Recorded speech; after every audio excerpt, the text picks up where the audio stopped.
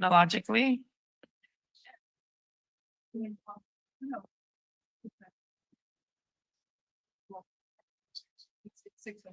And Belinda, if you can let me Recording in know when you're progress. ready. Oh, we're ready. Okay. Well, welcome to a special meeting of the Marina City Council, January 9th, 2025. As always, we start out with a call to order, which is normally a closed session, but we don't have a closed session. Anita Shepherd-Sharp, our Deputy City Clerk. Councilmember McAdams. Here. Councilmember McCarthy. Councilmember Viola. Here. Mayor Pro Tem Fisher. Here. Mayor Delgado. Here. All right. Dr. Watson, can you lead us in the Pledge of Allegiance? Oh, great. We'd love for you to pledge to our country.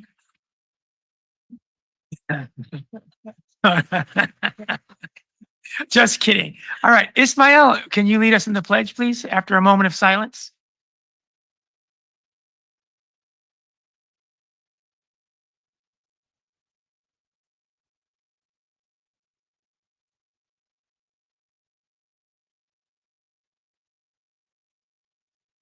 Allegiance to the flag of the United States of America, to the republic for which it stands, one nation, under God, indivisible, with liberty and justice for all. Thank you for being a good sport, Ismael. Okay, so we're here just for one purpose, so we'll get to that action item, receiving a presentation regarding our preferred alternative land use plan. And I'll turn it over to our city manager to start us off. Great, thank you, Mayor. And I think we have Matt Ramey. There he is in the corner. So he's going to handle his presentation. And because it might be lengthy, is it okay if he just sits there while he makes that? Then I think he'll just be sitting there from the corner. And Allison, do you have a brief introduction with that? Yes. Thank you. Good evening, council and members of the public. I'm Allison Hunter. I'm the planning manager and the project manager for the city's general plan update. This is an exciting topic we have before us tonight, and thanks for the council and everybody for being able to make this special meeting. This meeting first began on November 19th, but we were late on the agenda, so we didn't get too much time to go deep into the topic of the general plan update, preferred alternative land use map and policies. So we're back here, a dedicated meeting with Matt Ramey, our consultant. He's going to go over your presentation that was in your packet. It is, as you probably noticed, a very detailed and lengthy presentation. So hopefully you've all had a chance to digest it, and he'll just be able to go over some of the finer points and facilitate a discussion on the items outlined, and then, answer questions, and we'll be able to get through this so we can move on with the rest of the lots of work still ahead of us on the general plan update. But this is a critical juncture because this will help us get the EIR process started in earnest. And as you all know, that's a big chunk of this. And with that, I think Matt is ready. Sure. Good evening, everyone. I'm Matt Ramey with Ramey Associates. It's nice to see you all, and I'm really excited to be here tonight to talk through the preferred land use designation map. Just want to, just as Allison said, a reminder that we gave a presentation on the 19th of November to talk through how we got to the preferred land use map, which we did show. And so what we want to do tonight is not repeat that, but allow ourselves to go into a little bit more detail about each of these areas and a little bit more about the process. I'm not going to present on all 75 slides that we have here. Some of these are available as a reference and a resource for us as we talk. And so what we would like to do, are we ready for slide down? It should be sharing the screen, but I can't get it to go to full screen, so you can just scroll down. Just scroll down. Okay. Okay, this is, Chef, to get it to full screen on this one. give us 1 second, sorry. Tech issues to start the evening. Here. Oh, yep. Okay. Okay. Yes. Great. Okay. So Thank you. the objectives of what we hope to do this evening is to finalize the land use designation map and to receive high-level feedback on the land use goals and policies. Again, as a reminder, tonight's a continuation from November 19th. And this direction is really important because we need some amount of certainty on this land use map and on the goals and policies for the process to move forward. In particular, the land use designation map will lead us to the growth projections, which are an essential piece of starting the environmental impact report, because that dictates the traffic analysis, the noise, and the air quality. And it's pretty much a step. And the key component of that is mostly solid land use designation map. And I say mostly solid because we can make some changes later. We can make some things, but we don't want to have changes from what we decide hopefully this evening to what the final is. We can make some changes, but we want it again mostly solid. And I want to start the conversation this evening with just hopefully a little bit of context. And that is, as you remember kind of through this process, we talked about the areas of discussion, and I'll get into that a little bit more. But the reality is that most of the land use decisions in the city have already been made. Most of the land is identified and has a vision and approved development projects. We're actually talking about a very small number of areas. And even within those areas, it's actually relatively limited about what the decisions are. So as we're talking about this, keep that in mind. The second thing to keep in mind is that the premise of this entire plan is an infill-oriented plan. The city has an urban growth boundary. There is really not a proposal to do significant expansion, even beyond the existing approved development. And so what we're really talking about is infill, which is the most environmentally friendly way to develop, which is through infill development.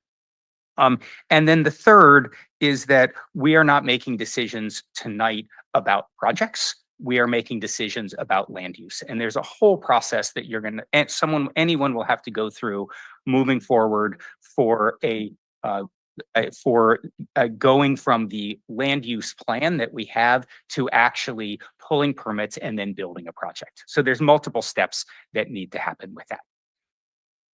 So our agenda this evening is to start to this introduction and the review of the agenda. We're into the presentation, and then we're going to get into the discussion of the land use alternatives. And we've allocated about 10 to 20 minutes for each of the 6 areas, plus a couple other areas. Obviously it's up to council's discretion how long you want to spend on each item or how long this meeting will be. But we're sort of hoping to have some bracket around that amount of time.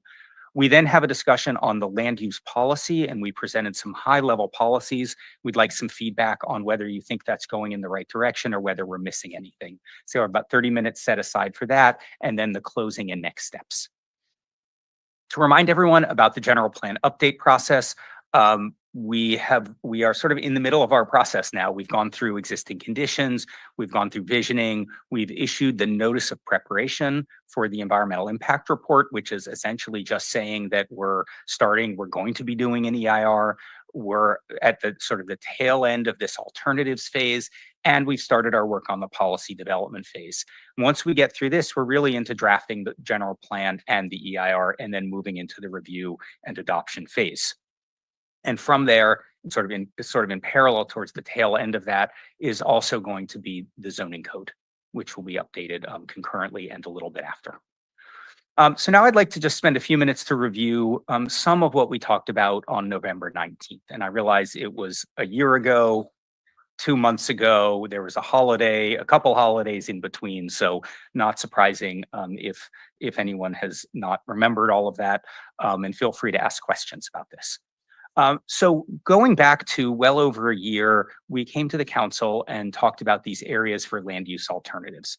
We presented a series of maps which sort of narrowed it down to these 6 areas that we have identified here. And everything else in the map, either in the sort of the purplish color or the yellowish color or the green, are areas where there's already decisions that are made. And so the purple is actually approved plans that are moving forward, either master plans or specific plans. The yellow is established neighborhoods. The green is preserved open space. And then the gray that you see at the top is part of the urban growth boundary. So the urban growth boundary is inside of the city limit line. So these are the six of the areas that we are going to be talking about this evening.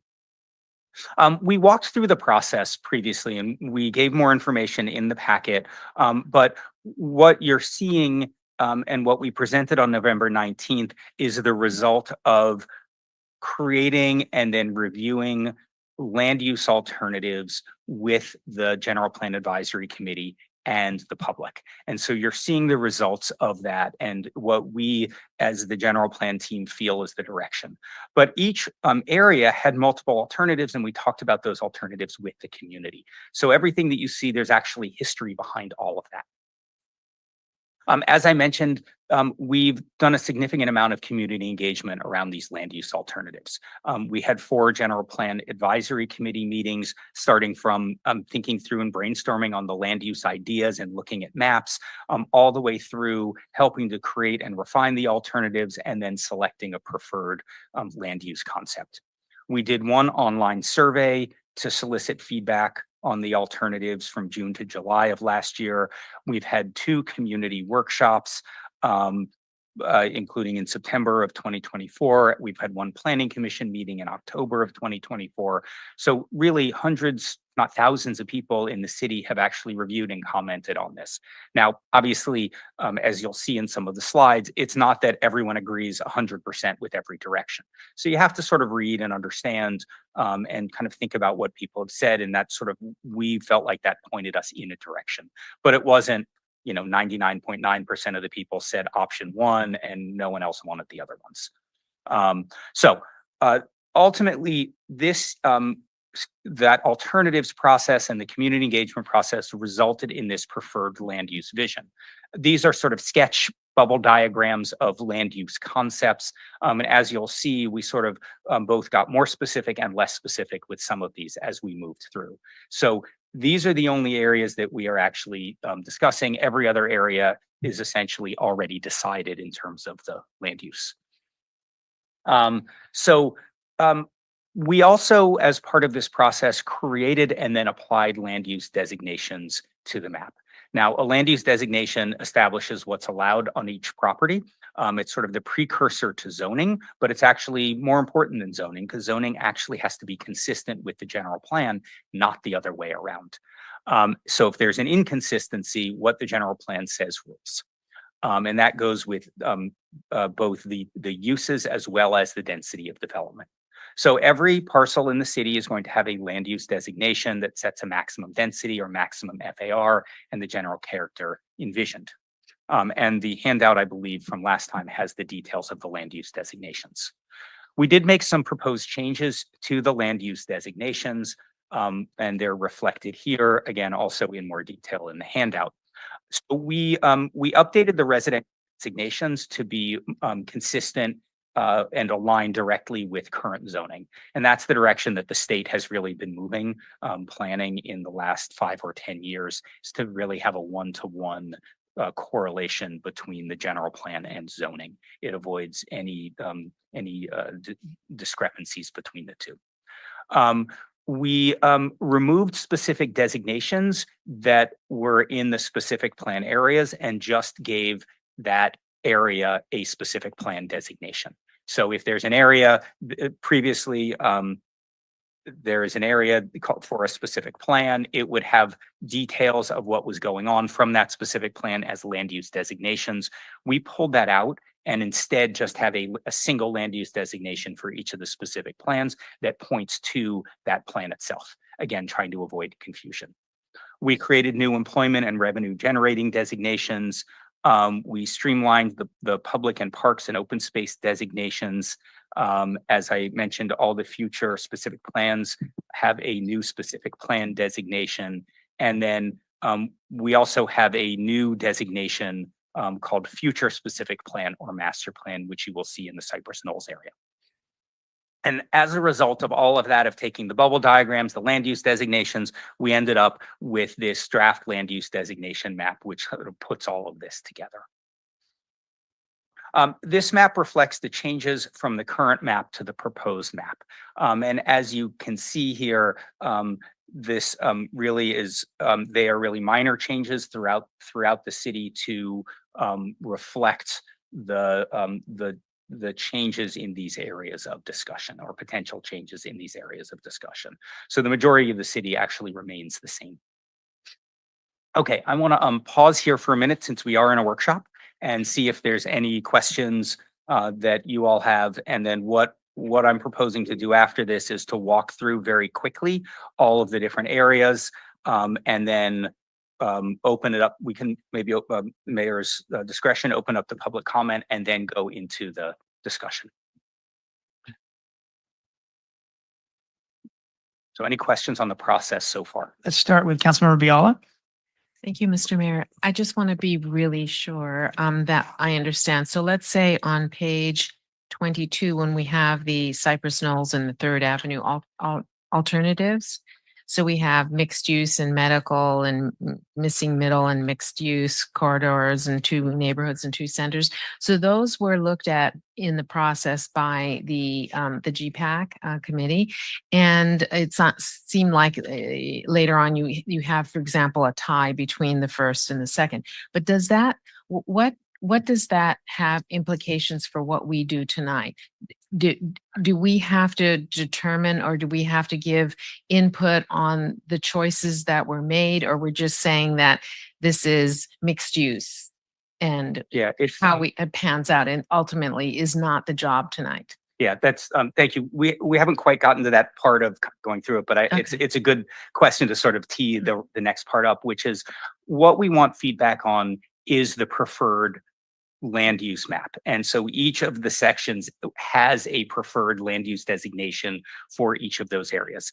The alternatives we are giving you, we didn't actually give you all of those alternatives on November 19th. We're giving you them as background so you have a little more information about more the methodology and what it's for us to get there, to get to that point. So no, we don't need feedback on the alternatives. What we would like is feedback on the preferred. And again, some of the options are to kind of get to the punchline. Some of the options are really limited in terms of what can actually happen in each of those areas. If there is something that you saw in the alternatives that you're like, hey, this actually is better, and I think we should do this instead, it's there and you can look at it, propose that change. Thank you very much. All right, Councilmember McCarthy. Thank you. Matt, so just so I understand, I know tonight we're looking at these very specific areas that the GPAC has kind of pointed out, and I'm looking forward to doing that. But when you say that many other areas have already been decided, if we were a traditional city that didn't have these areas decided, part of the general plan process, right, could be to change any area, right? So we're not limited by that. And I know we're not doing that tonight, but I just want to make sure that I understand. That's correct. I mean, it is within the city's purview to change land use in any area that you would like. In the process, when we came to you over a year ago, we talked about these kind of areas of stability, or areas where there's probably no change, and then areas where there's a potential for change. And the areas that have the potential for land use change, again, it's not physical change, it's land use change. These are the 6 areas that we identified and you all agreed to with that. And so, an example is Marina Station. That will have physical change, but the plan itself is already in place, or the downtown vitalization plan. That'll have physical change, that'll have new development, but the vision is set. And so we don't need to deal with that in this general plan process. And just to follow up on that, some of the areas that we're identifying in this that we're talking about tonight, we kind of have already decided in some shape or form in the past too, right? So That's right. Cypress Knolls is one of those through the visioning process, and you'll see how that came in. right. I just wanted to make sure I was Yes. understanding. Thank you. Mayor Pro Tem Fisher.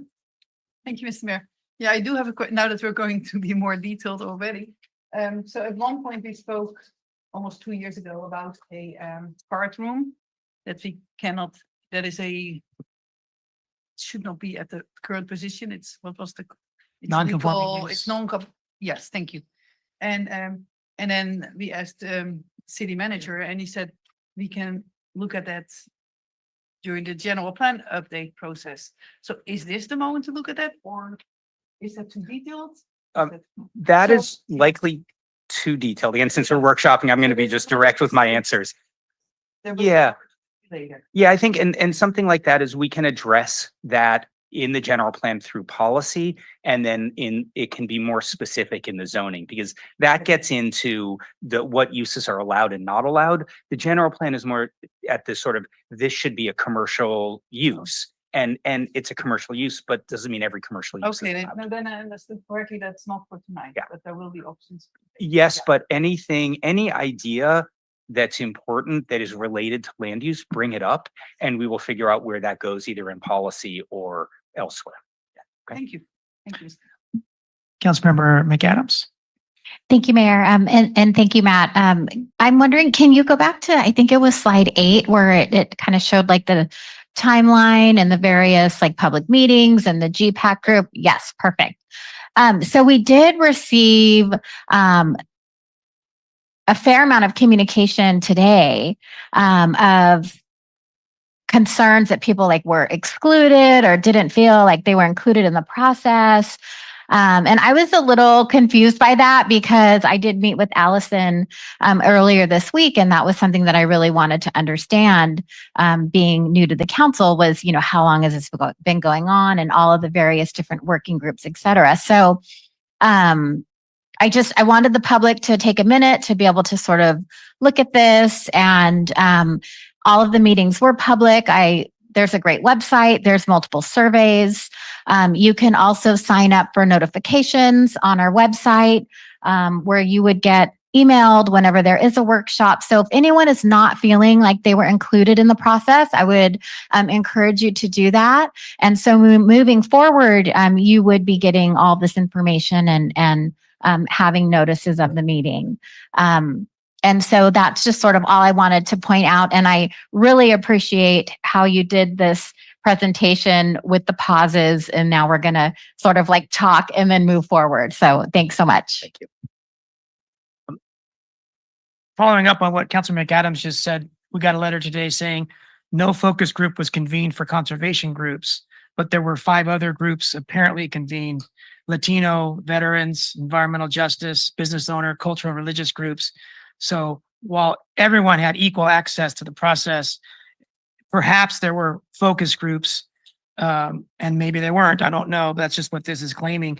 And if there were several focus groups, but one did not include a conservation group, which has been regularly participating in our process, I think that's where the sense of, gee, you didn't include us came from. And my biggest question that fortunately staff took time out today to help educate me was that there are going to be many in this process that we're discussing maps of conceptual land uses, such as a preferred land use alternative in Cypress Knolls talks about mixed use, center, and medical, and it has areas A and Bs and Cs, and those are very conceptual and don't include how they might overlap or be prevented from happening due to hazardous materials or rare plants or other issues. So can you explain how far tonight's decision goes to locking in these land uses that may be found to have conflicts in the future with other resource values? Yeah, it's thank you for that question. Yeah, it's very common in this process. So we are required to put a land use designation on a map, on the map for every single land use designation. They're not locked in. What we're asking for is an endorsement. This is not a hearing where you're approving the land use map in the final general plan.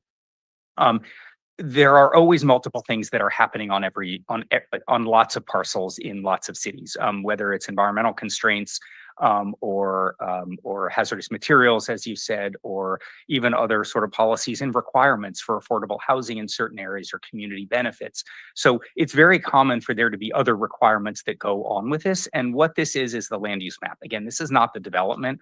And so the example of Cypress Knolls kind of jumping ahead to the punchline, the recommendation for Cypress Knolls is that there be a specific plan prepared for that area.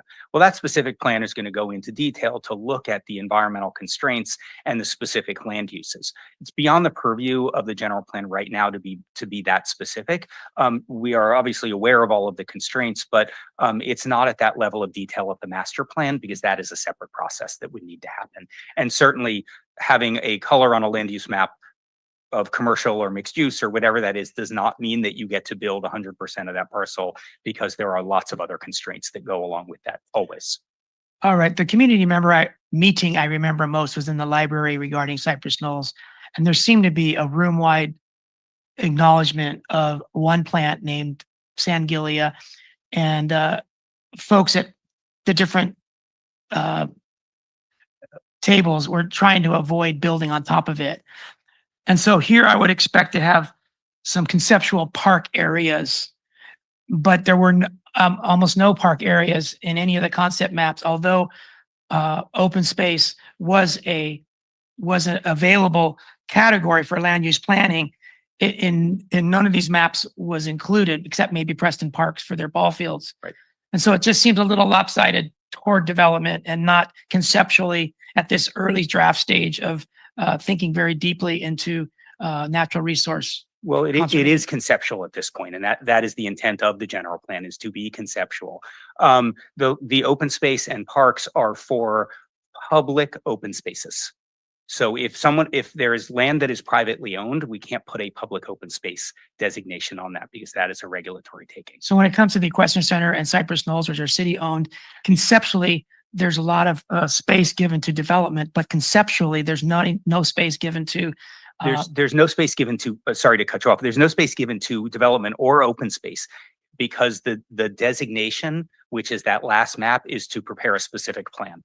And that specific plan will have areas for development and areas for conservation. We're not doing that master planning at this phase in the process. Right, but right now in front of us today, the process is giving us conceptual maps that show lots of different development building type uses. But these maps, such as Cypress Knolls and the Equestrian Center, don't at this conceptual stage have any donuts or parcels allotted to conceptually open space. So it seems like Yes. it's slanted toward the development and not the It's open part. that question of where is the open space and how does that work comes at a later phase. Because we don't know exactly where that would be at this point. It's like saying we think there could be a park here, but we don't know.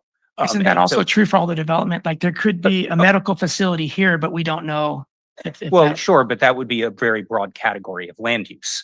So, again, I think it's like if you look at the designation for Marina Station, we have one land use designation called the Marina Station Master Plan.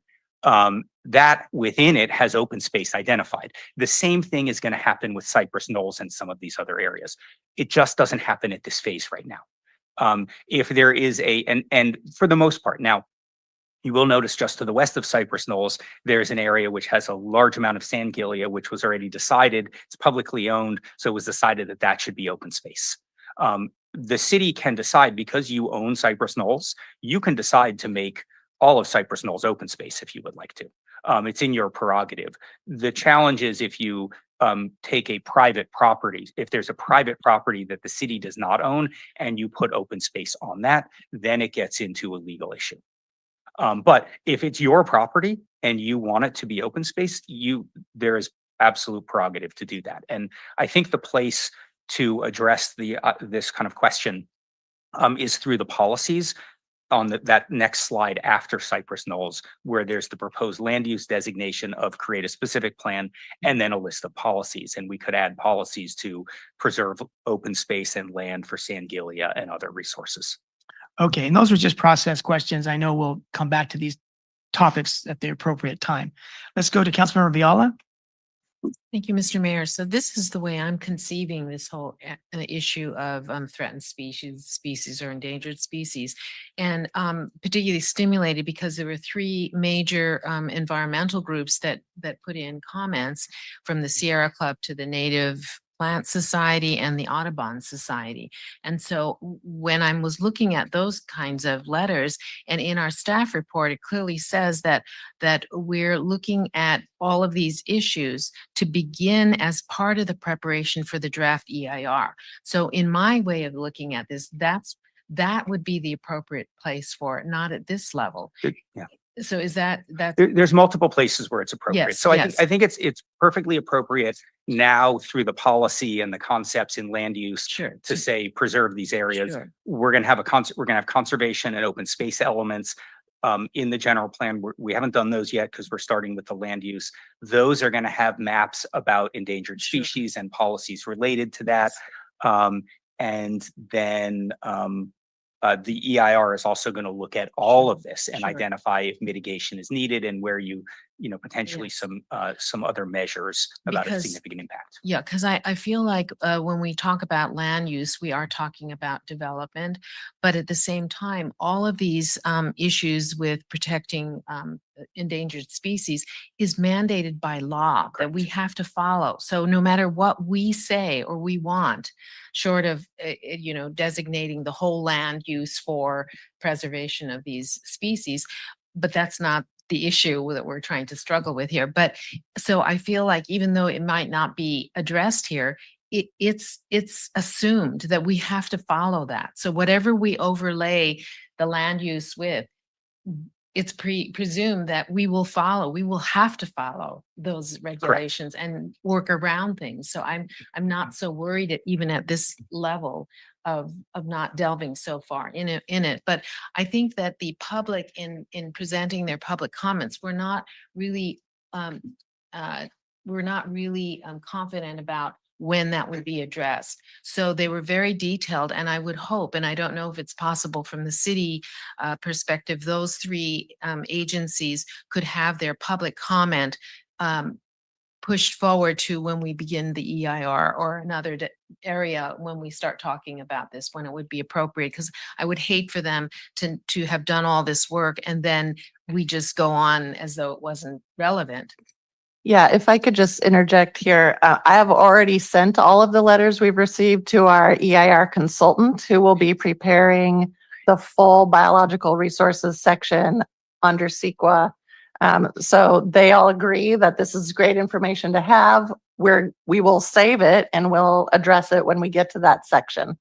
So that's already on its way to the EIR consultant. So Oh, we're great. already preparing. Thank you, Allison. Thank you. So my last question for process, what tonight can the public expect to hear from staff after now regarding natural resource conservation? Well, the preference will be, if we get direction from the full council tonight on the preferred land use map and policies, we will take that as our new base map and start studying all of the big other items under CEQA that we need to study for the EIR. Primarily, like Matt mentioned, are the growth projection topics related to traffic, noise, water, et cetera. As our sub-consultants are working on all of those, we will be engaging with our biological resources EIR consultant, and we'll be having outreach efforts.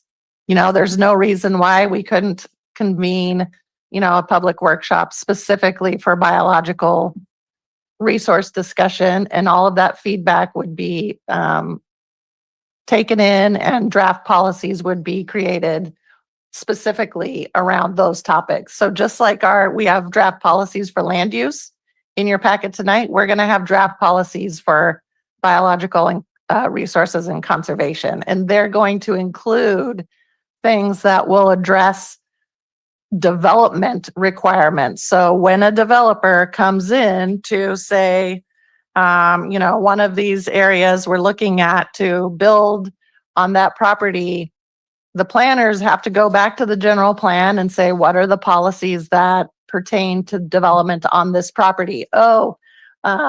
This property is known to have special status, rare plants. So we have to prepare additional studies, or that type of thing. And we can address that all in the goals and policies under the biological resources. And can I just to jump in, just to be clear, we did have a series of stakeholder meetings at the very beginning of the process, and one of those was with Land Watch. So we have met with Land Watch throughout at the beginning of the process and talked to them about issues and concerns, which were really primarily about not expanding the growth boundary and leaving infill for infill. Yeah, I think Land Watch has a different focus than the natural resources. I mean, that's one of the subjects they cover, but they're more about development and non-development. So later tonight, I hope to talk more about Gilead and which comes first, chicken or the egg, which comes first, these conceptual maps or these conceptual maps with some major natural resource issues that we know today without any additional work, but that's for later. Okay, let's go back to Councilmember McAdams. Thank you, Mayor. And that was sort of my question is like, this is another first step. There's still going to be more outreach. And this is one of the, as we discussed earlier in this week, this is like the first topic of, I think there was like 8 or 9 or other topics that are just going to be dissected and delved into. So this is just like the first baby step, and there's a ton more work to do. So that's sort of where we're at. So thank you. So I think the public has heard enough of the presentation and our comments to comment at this stage. Go ahead, Matt. I was going to say, we have more to go through in the presentation. This was a pause. Okay, This was the first like 1/8 of the presentation. right. But I can go through the rest quickly, and I can do that maybe before public comment if you're okay with that, Mr. Okay. Mayor. Public, are you okay waiting a little longer? Okay, thank you, Matt. Thank you. Sorry if that wasn't confusing. I wanted to do a pause so that there wasn't too much presenting, but I guess I confused. Okay, so I'm just going to go through this pretty quickly in terms of the area by area discussion, and just sort of talk more about what types of feedback we got, and then where we landed. And so the proposed flow is to really go through all of these at a very high level quickly, have public comment, and then we'll circle back and focus on one and make a decision on that, and then move on to the other. And so do that sequentially. Of course, it is up to the council how you want to move through this. And again, strive for about 10 to 20 minutes per area if we can. Starting with Cypress Knolls and the 3rd Avenue area, these were the 3 alternatives, and they're really all variations on a theme here, which is having some retail mixed use and then residential with some other office and public uses, just different configurations of that. The first one is the division from the community charrette that happened a couple of years ago, which we were not a part of, but we took that as the first alternative. We then got feedback on this, and definitely, I think if you look in the right, the survey guidance that we got was that people really wanted a combination of a variety of different uses out in Cypress Knolls. So this is the preferred direction here, the preferred land use vision. But because we don't know the specifics, because there's really one big parcel here, and because it needs a lot more master planning and it needs a specific plan created, what we have for the primary Cypress Knolls area is to create a future specific plan or master plan for the area. And that's what you see in that checkered area here, which is that the planning really needs to be done in those areas. And then if you look on sort of the 3rd Avenue area, it's a mix of office and R&D and some public facility, public educational uses with open space to the west. And this is the direction here, not the 3 alternatives, not the details that you see in these maps, but what would be in the land use map would be this map here, which would again have a future specific plan, and that would come along with different policies. And if you see the second to last bullet here, it's mitigate sand gilia as set forth in the habitat management plan. So we have been thinking about that as well. We obviously know it exists. We know it's a constraint, but it's not necessarily a constraint on the whole thing. These are the policies, and we can talk through those, and certainly getting feedback on these and adding to these would be really helpful.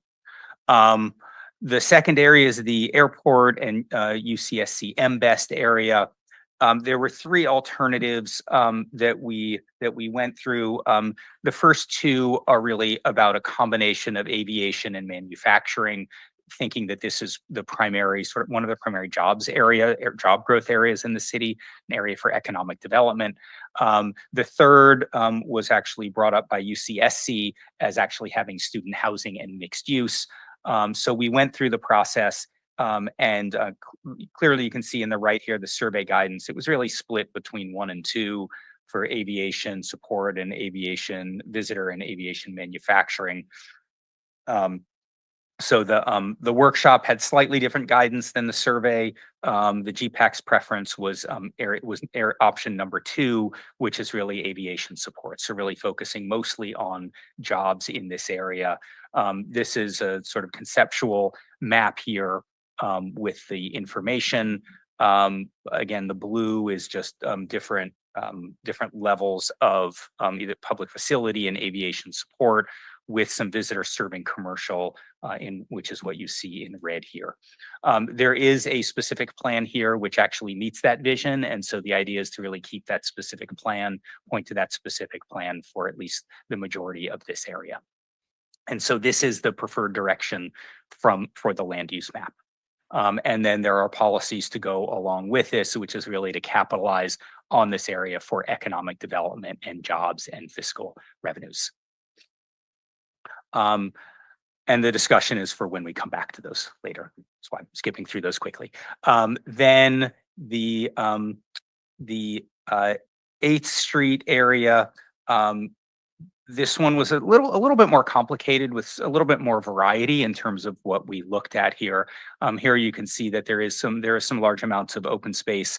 The equestrian center was not included in this, but you can see just to the sort of northeast is the green for that. So we looked at a combination of a new neighborhood and a campus extension, or something that was more employment focused.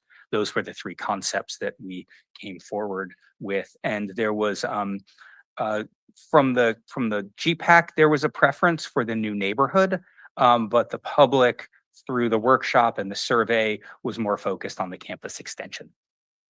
And so what we ended up doing was really mostly the campus extension. Actually, what we ended up doing is sort of was this a little bit of a hybrid, which is the campus extension, which has some mixed use, as you see in the purple, some residential in the yellow, the open space, and then some more campus focused uses, which is that blue horizontal stripe. Through the mayor, could I ask a quick question? Sure.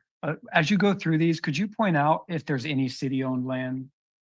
I'm not sure I can say what the city-owned land is in each of them. Allison, do you know? Thank you. Yeah, you need help with that. So this is the land use, the regulatory map, the land use designation map. The purple is, because it's more flexible, is mixed use, and it's proposed to allow mixed use to offer the owner, which is UCSC, some greater flexibility of what they could do there. So it's not just campus related buildings. It actually could be it could be some housing associated with that, with this land use designation. And just a little additional point out on this particular slide. If you look, this slide indicates, and then on the actual draft land use designation map, we are proposing that the equestrian center, that whole kind of western swath of this area of interest, and then a little bit along the south side of Imgen is either Parks and Rec, land use, or open space. And part of that is because it is city owned. It's currently recreation use, the equestrian center, but also we know that there's a lot of habitat value in there also. So that is proposed to be open space. Also, I mean, the major reason is because it's city owned, so we have more control over it. And then the Los Animas has continued to be light industrial or flex there. Point out to the best of your ability the boundary of the UC owned land and the boundary of the city-owned land? I believe the UC owns the purple mixed use. I'm almost positive that's their only property. I believe all the other properties in this section are city owned. Okay, thank you. I'm almost positive. Okay. Actually, let me take that back. The pink up closer to Imgen might be the Tamsi property, possibly, where they were gonna do a transit. Do you recall back 10 years ago? That might be Tamsi property, but I'm not, or I'm sorry, MST, but I'm not sure. That's MST, correct, Allison. That's correct. So yeah.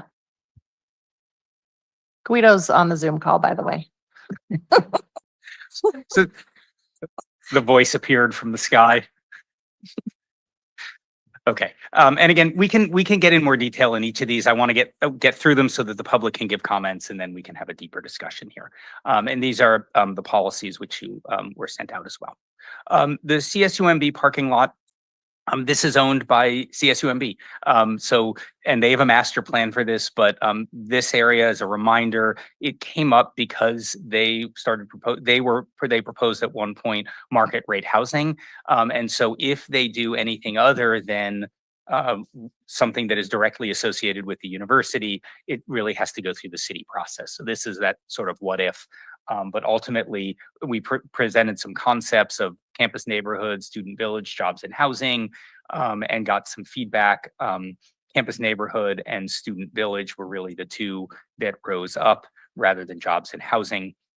So there's a sort of a modified option number 2 of a student village with a sort of a mixed use or a retail center surrounded by, excuse me, by public uses, and then a tapering of densities. With trails and parks moving through this. Are the dotted lines trails, Dotted lines are potential trails. or tag trails? Thank you.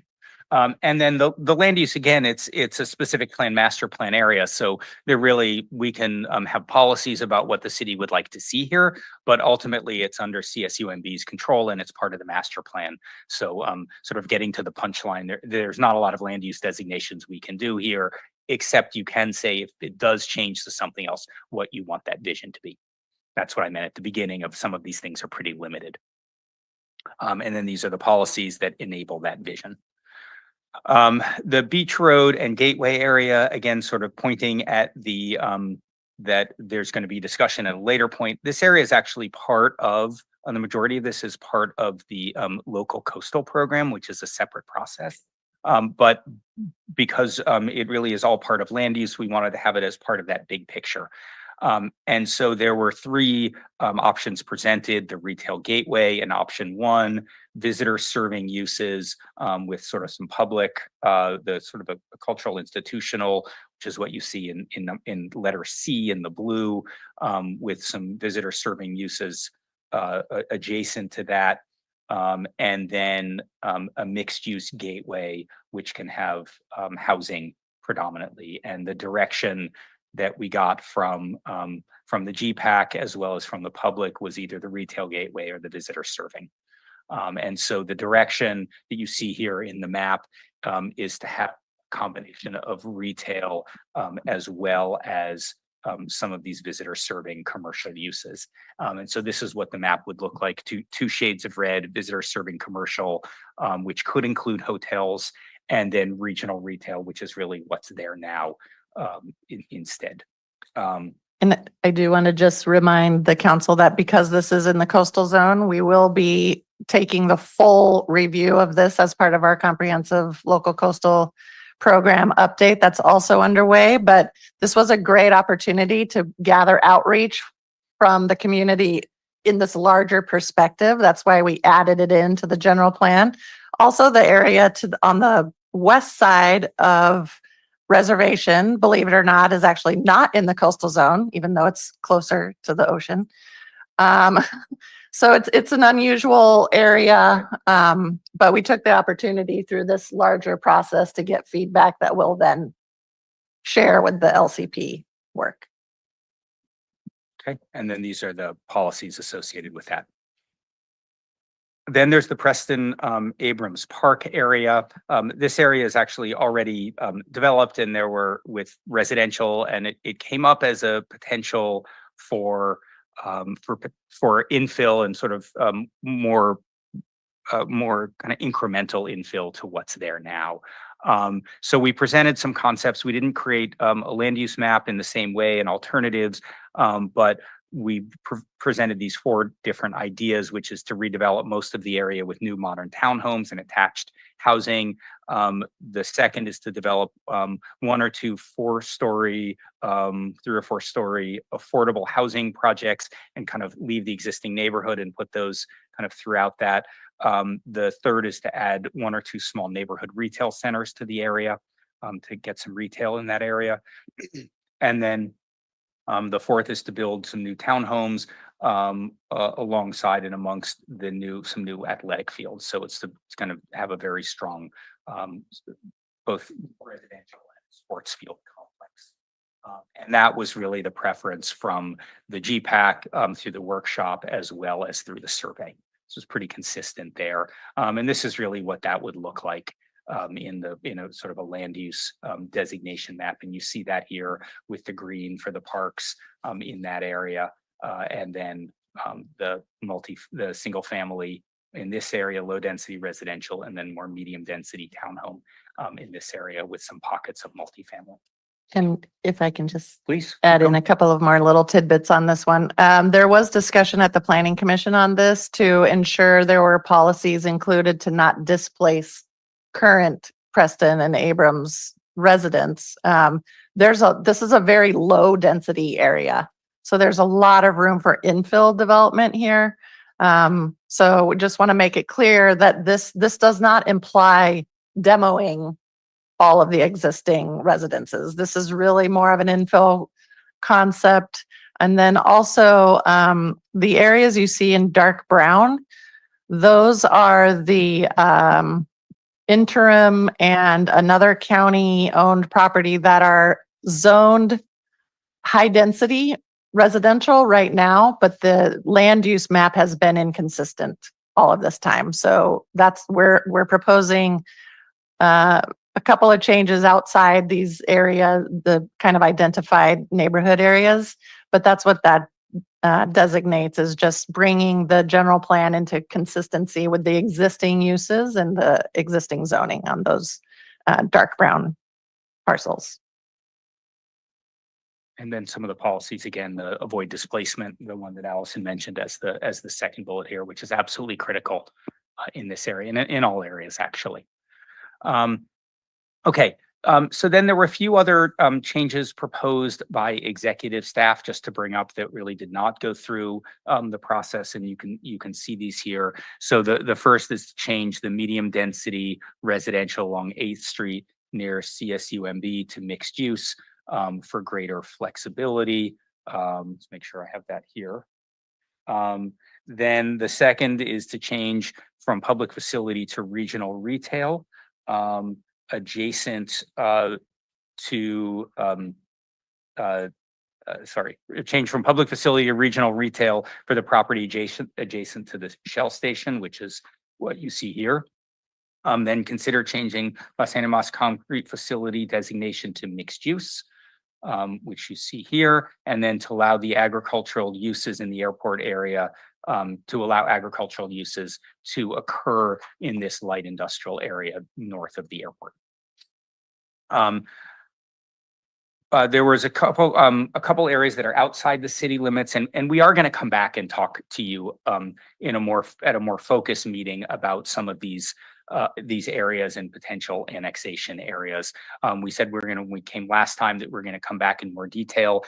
We wanted to focus on the areas inside the city limits first, but overall, we want to just kind of give you an update and sort of tee up some thoughts. One is, and this is potentially the most critical one, which is the Blanca Road property, which you see in Area 1 here. This is in the county and outside of the current sphere of influence. This is a housing element parcel for the county, And so there's a recommendation to study potential growth here as part of the CEQA alternative, because anything that happens here is really going to impact the city because it is immediately adjacent. The second area is the former landfill area. There really is no development potential here, and staff is currently considering options for this for near-term annexation for its habitat value. The third is the East Campus housing, and when we met over a year ago, there was a long conversation that we had about that area. The city has no authority over the property, even if it's annexed, because it's owned by the state. So the city can annex it, but there's still no land use authority over that. So really the recommendation is to not annex that area. And then the fourth is East Garrison, which really has no development potential at all. It is already built out. And again, we're going to come back at a future meeting and talk in more detail about each of these areas and other areas. But we really did want to tee up the Blanco Road property because that could be, that's something that should be studied and thought about for the growth projections and for the CEQA analysis. And it could be an alternative. It would be an alternative to CEQA, so not part of the proposed, but an alternative to the preferred map. And then just to, again, tee up the conversation later for the land use goals and policy direction, what we're talking about tonight is land use and complete community. So it's land use, urban design, the big picture sort of growth and structure of the community. There are lots of other elements that are going to be part of the general plan that are going to have policy discussions, including economic development, mobility, active transportation, parks, recreation, public facilities, open space and conservation, environmental justice, healthy communities, safety, public infrastructure, noise. Lots of other topics are going to come back. We know that as you start talking about this, that there's a tendency to bring up lots of ideas from all of this. That's fine to do, but bring it up, we'll write it down, and we'll incorporate those into the other elements in the appropriate place. But absolutely, if you have ideas or thoughts on these other topics, as we're talking about this, bring them up, we will put them down and we will incorporate them in. But we are really focused on land use tonight. We gave you goals and policy directions. We don't necessarily need details about this, but what we do want to know is anything missing from this? Are any concepts or ideas missing so that we can start doing our writing to then bring that back to you? And is there anything in there that shouldn't be there? Is there anything that's kind of funky or off that doesn't feel right to you? And so with that, that is the presentation part. We can go back and talk through about each one of those areas. But I recommend that maybe we go to public comment unless there's questions from council first. Mr. Mayor? Yeah, our process is to go to public comment after your presentation. So we'll start with those present. We have about 14 people online. I don't know that, I think most of those would not be commenting in public comment, but we'll see. But let's start now. Anyone here wish to speak up to 3 minutes? Come on up to the podium. Slide that said minor changes. Slide that said minor changes. That likes to get down, please. It'll happen.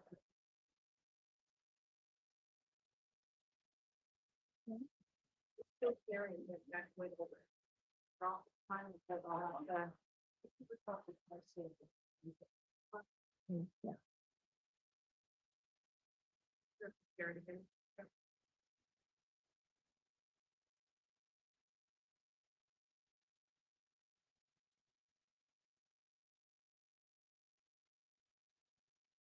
Oh, yes, if you could push that button so the green light turns on.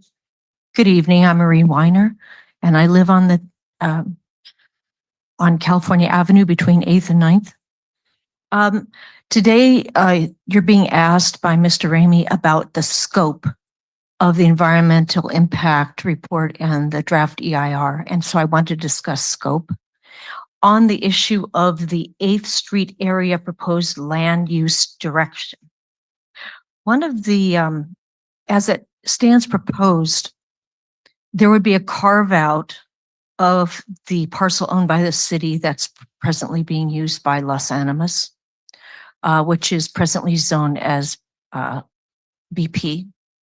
One of the minor changes that was suggested by the executive staff is to consider changing that designation for zoning purposes to mixed use. I'm asking that the board please consider doing that simply as a proposal that would be part of the EIR process. Because under California Environmental Quality Act, the time, the money, the experts, the consultants, they're going to be looking at the whole gestalt of that whole area and considering things like noise and traffic and whatnot.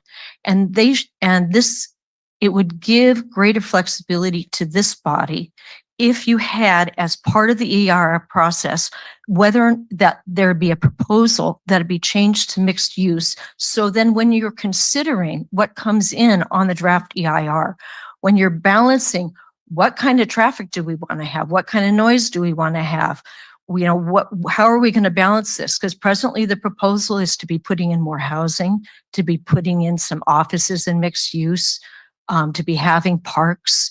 I'm asking that not that you have to decide today that'll be changed to mixed use, but that you have it within the scope of all the work that's going to be put into this EIR, so you don't have to do something twice while they're looking at that whole neighborhood. Let's look at the whole neighborhood.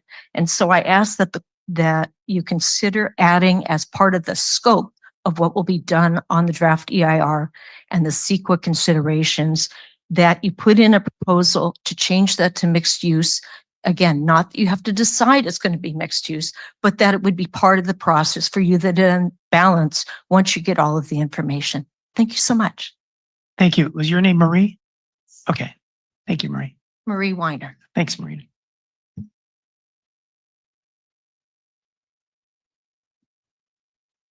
Good evening, City Council. My name's, oh yeah, reset the clock, please. I need that. You can say your name and save time. Okay, I'm Amanda Priest. Thanks so much, everybody, for all your time with the city. I'm with the Monterey Audubon Society, and I so appreciate all the work that everybody has done up to this point, especially prioritizing infill and reducing sprawl. Like the two main things threatening life on this planet is climate change, but also the biodiversity loss crisis that's happening.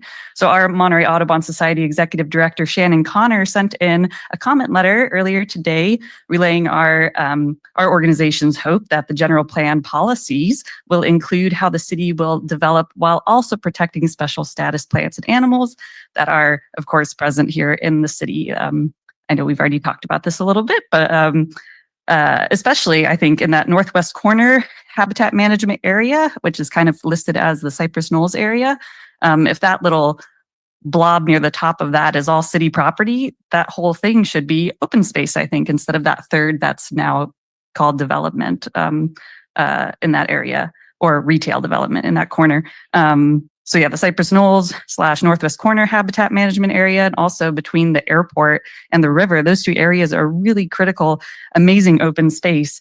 Something that we hope you'll prioritize and kind of create as a policy here is wildlife corridors. These are kind of a really standardized way to try and increase landscape and wildlife population resiliency. The idea is to kind of find avenues through the city that, include important vegetation cover like coastal scrub or maritime chaparral that will allow things like a badger, for example, or a bush tit, a little tiny bird that won't just fly across a city and a paved expanse. They need the vegetation to travel from the isolated Fort Ord State Park and Marina State Beach area on the other side of the highway to connect up with the National Monument. So that's just a really critical concept that you could kind of put in place as a policy goal for this. That wasn't listed on that last slide with bullet points as a policy goal for this general plan. And also, I always like to take the opportunity to just say the names of some of these species that you're lucky enough to have living just, in the little scruffy hedgerows in the neighborhoods and in the outskirts of the city in those areas I talked about before. These are all special status species that I'm listing that I've seen in a lot of the areas in Marina, northern harrier, white-tailed kite, BT dub, these are all birds. That's what the Audubon Society is kind of about. There's lots of other cool stuff too, though.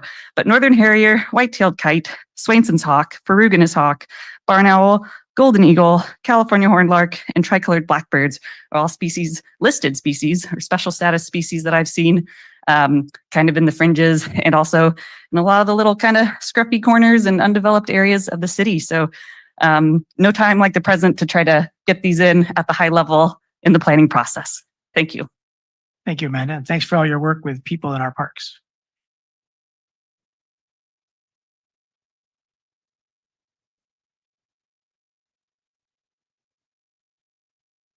Slide, which Marie was using earlier, the slide with the executive staff suggestion.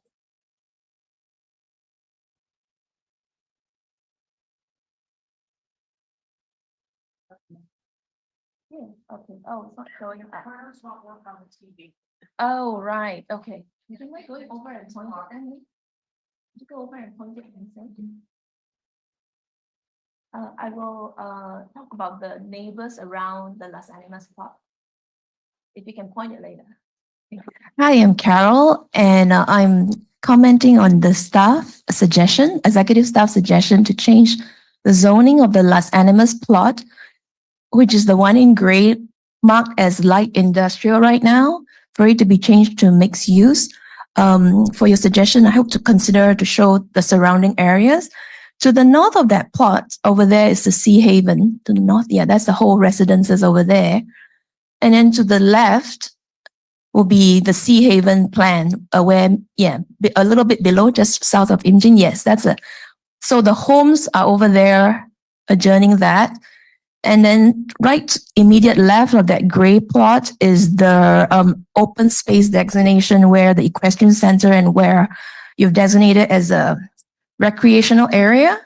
And the equestrian center is also on the National Registry of Historic Places as a local place of significance, even if Marina doesn't have it. So families go over there to enjoy and relax themselves. And then a little bit south of that, it seems like the consultant was mentioning that the preference was for student housing to be built over there for the future. And then a little bit south of that, just below that orange circle, is the existing student housing. So I guess what I'm pointing out is that the immediate neighbors of this industrial plot right now are homes, place of for families together, where horses are to enjoy greenery, to reduce urban sprawl, and student housing currently as well as for the future. And the traffic that comes out of this industrial plot where Las Animas is crosses over into these homes, goes in front of the homes, in front of existing student housing, in front of future student housing, and the families. And the immediate neighbors right now have given feedback repeatedly. CSUMB wrote in an objection letter on behalf of the whole entire university to having the concrete company operate at this place, which is zone industrial now, on the basis that the study is inadequate. It wasn't well conducted, even if it was, and how it had pointed out the inadequacies of the study, and further how it showed the omission of what was not studied, showed how it violated code, and that then the next thing that it said was there were no mitigation measures. The noise study was inadequately studied. Then you have a petition letter that was signed previously by June's residents before that. Anyway, all I'm trying to say is the neighbors have put in their voice. We are in with the executive staff suggestion that mixed use will be more in line with the immediate neighbors who object to industrial uses because it's disrupting their life. Thank you, Please change the Carol. mixed use. Thank you very much. And our city attorney is asking me to ask the public to try to stay within the scope of tonight as tightly as you can.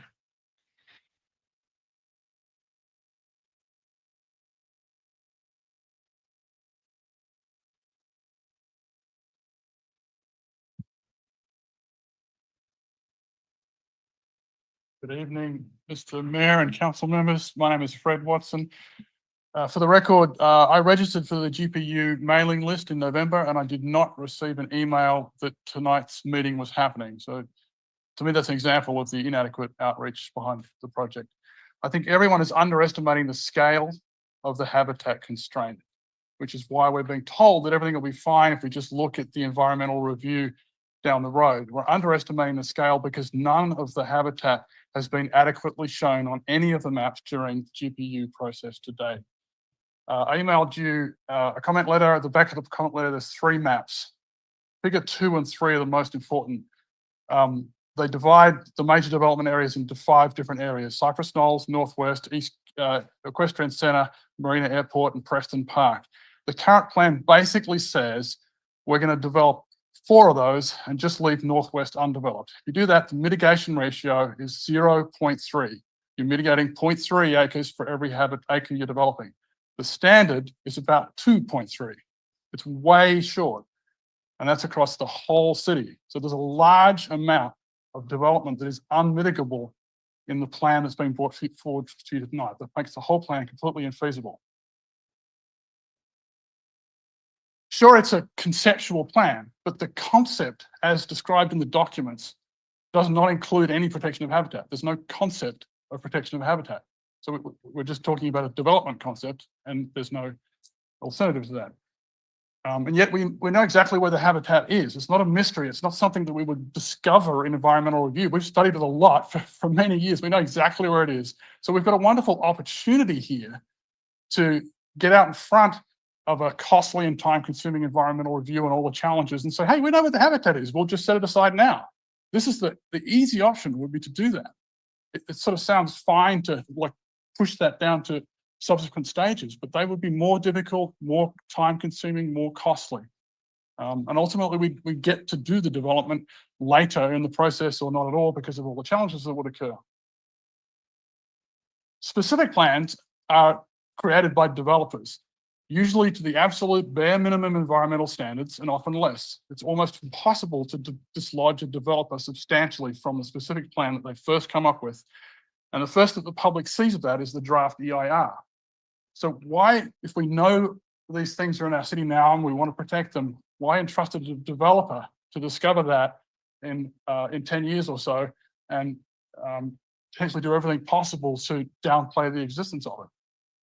The overall balance of development and habitat in the plan in general is insufficient. It's basically a develop almost everything plan. And there's nothing really driving us to do that. And there's nothing that says, oh gosh, we should just develop everything. We've got the opportunity to say, look, we have some beautiful habitat with countless protected species. It's you know, I'm fortunate enough to spend a lot of time in it, and Sorry, Fred, that I have to ask you to stop. okay. Do we get another bite, given that this is a workshop? Or is this a We'll talk about it. done We'll have to pre- talk about that when we're done with the council deliberation. We'll try to. Anybody else in the room? And then we'll be going to John and Daniel on remote. Hi, I'm Scott Waltz. I'm not sure how to designate myself. Co-founder of Fortag. I am a member of the Sierra Club, concerned about conservation issues generally. Could we bring up the map of Cypress Knolls that we looked at earlier? The preferred land use map. So I just want to reiterate a little bit of what Fred said in different words, which is I think it's important to not underestimate what the city is going to need in terms of mitigation acreage.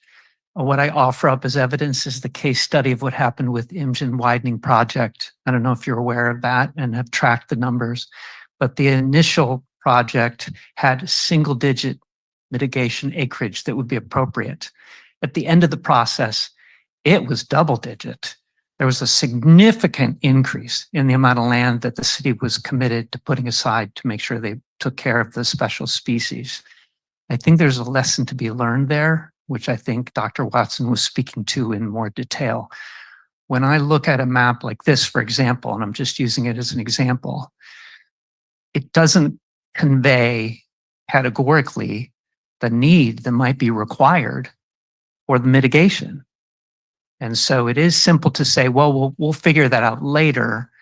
But if you approve these maps now, you're at least giving the impression that all of the development that we're looking on that map can happen, and that the general public, Joe Schmo like me, would say, oh, well, we can fit mitigation in the green area because that's open space. But that's not the way it works. And we're in a position now, because we have all of the data, to anticipate the mitigation needs now and to pause for a minute and come up with preferred maps where any one of you, should somebody ask, can say, even if we have a high need for mitigation, here's how we can fit it given our preferred land use categories. So however this process moves forward, it seems advisable at this point to take advantage of all the data that you have, and even the conceptual level, to be able to anticipate problems that could happen 5, 10, 15, 20 years down the road. What you wouldn't want to do, I imagine, is plan for development and then find out in 10 years that you cannot execute that planned development because you didn't take advantage of the data that you had. Thank you. Thank you, Scott.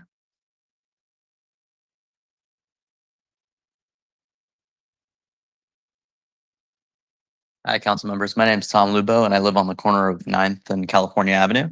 I just wanted to read the last sentence of the vision statement. The city will develop in a way that insulates it from the negative impacts of urban sprawl to become a desirable residential and business community in a natural setting.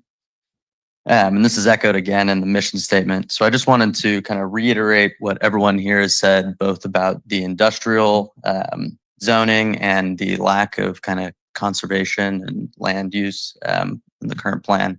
I think it's really important to take the time to do studies ahead of time before we commit to how we set the land use for the next 20 plus years. That's all. Thank you. Thank you. Thank you, Tom. Okay, we'll go ahead and move to remote, starting with Daniel.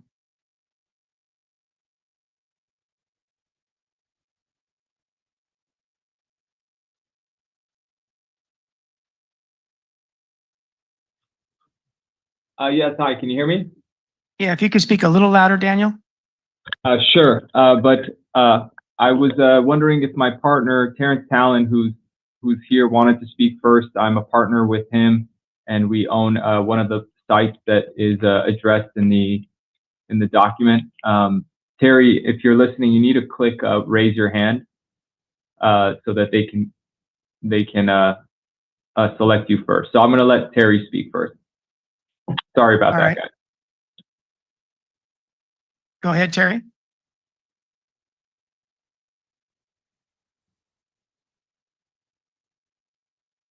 We're trying to unmute Terry or ask him to unmute himself. Did that get it? Yes, welcome. Okay, good evening. Thank you, Bruce. Thank you, council. It's good to see all of you and Happy New Year. We have a long-standing relationship with you guys. We brought Walmart to the site some 19 years ago. Been a stakeholder in Marina for over 20 years. And the other parties that are on the phone today are also stakeholders who own this land that's remained vacant for 20 years. I mean this with the best of intentions to try to be productive, but this whole process is extremely inadequate, inappropriate, and should be changed. You have had stakeholder meetings and we weren't invited. You have had outreach, significant outreach that formed people's opinion without us having one chance to provide any feedback to your constituents about what the problem is and why this land is sat vacant for 20 years.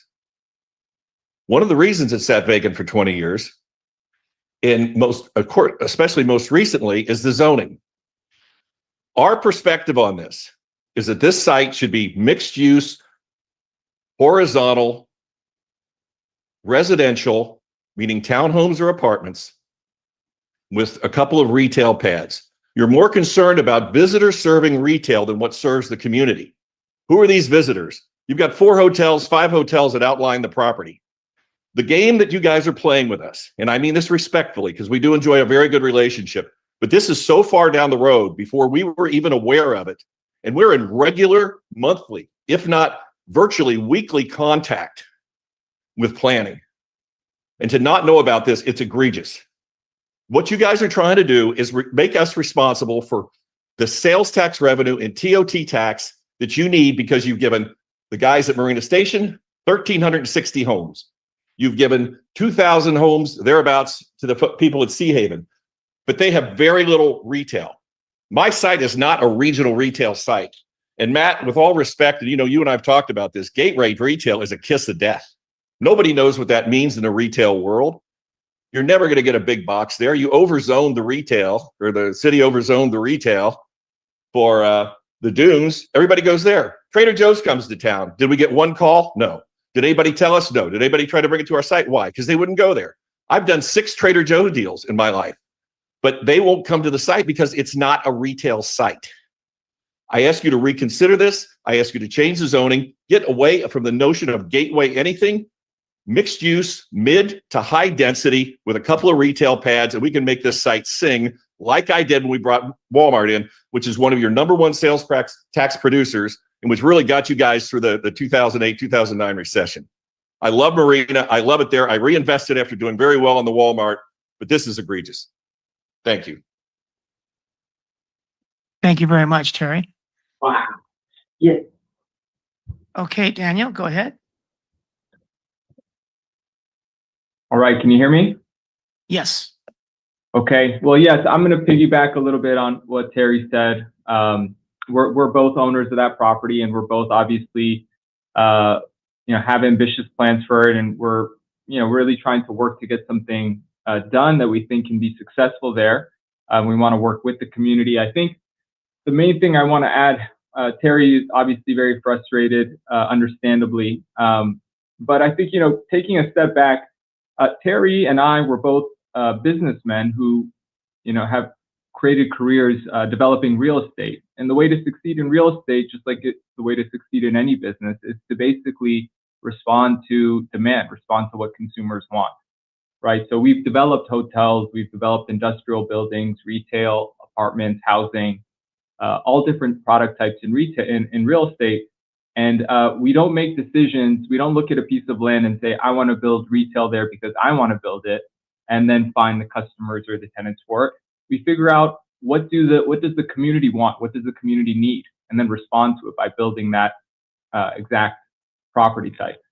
And alluding to what Terry said, there's really just not much retail demand at this location, and we've tried very hard. I know the city really has its heart set on a hospitality or retail use, but that's a use that will just never happen. So we can sit here and want it all we want, but wanting it won't do anything, right? It's the consumers and the citizens that we respond to. There's just no demand for retail or hospitality at that intersection.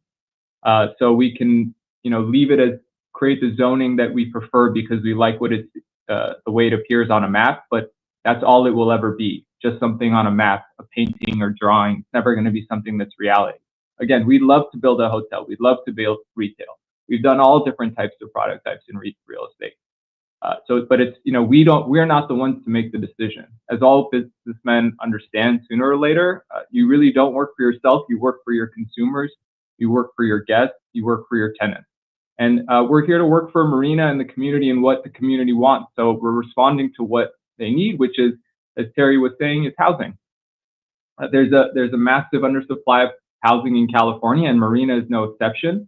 There's a great need for townhomes, apartments, and we think if we built them there, they'd be very successful.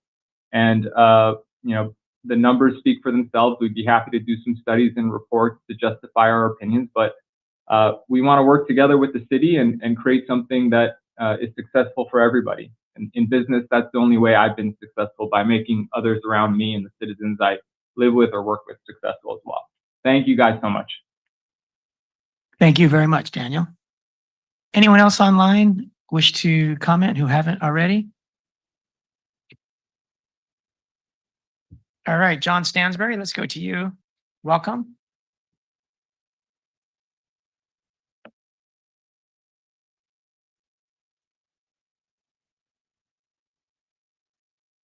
We still show you as muted, John.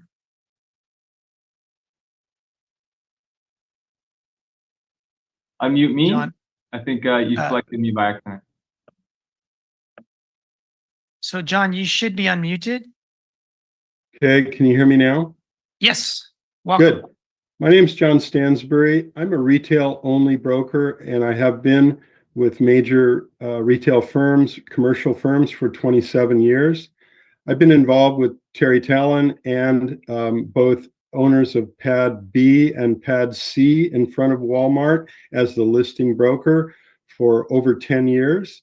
We've had very, very limited interest in these pads.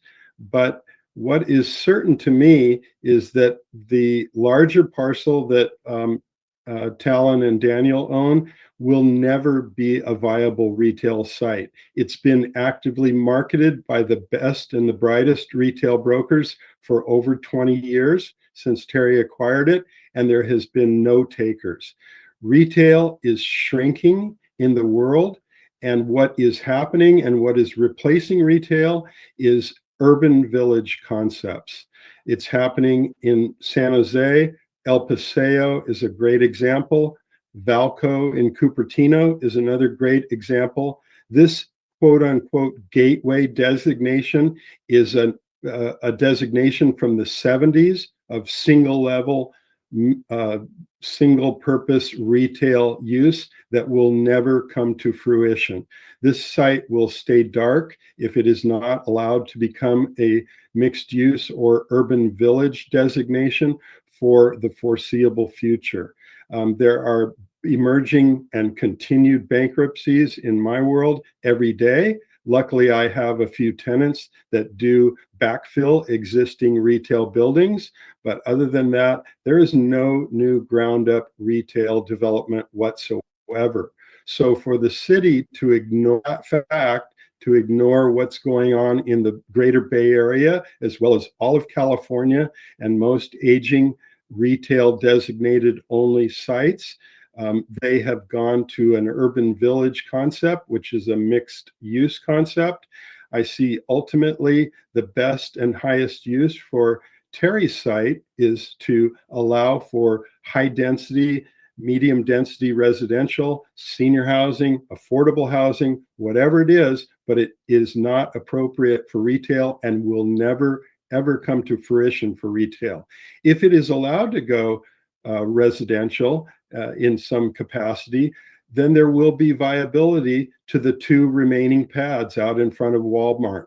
But there's no junior anchors or anchors that will go head to head with Walmart. They could never survive. Thank you for your time, and I appreciate your forum. Thank you very much, John. Let's go to Mr. Kelly Weigel.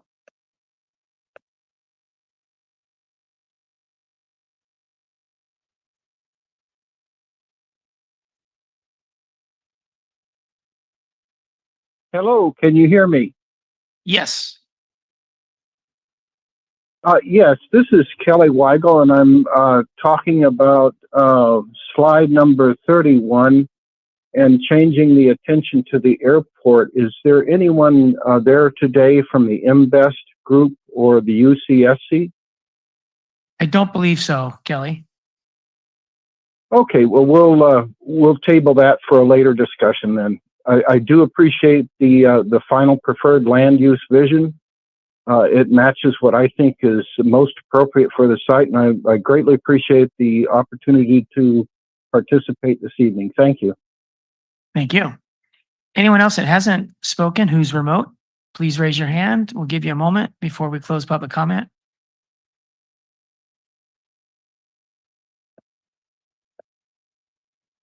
Okay, we'll close public comment. And let me look quickly to see if there's any questions that we wanted to answer. I didn't note any questions. Did anyone else note any questions? All right, so let's open it up to city council input. Who would like to go first?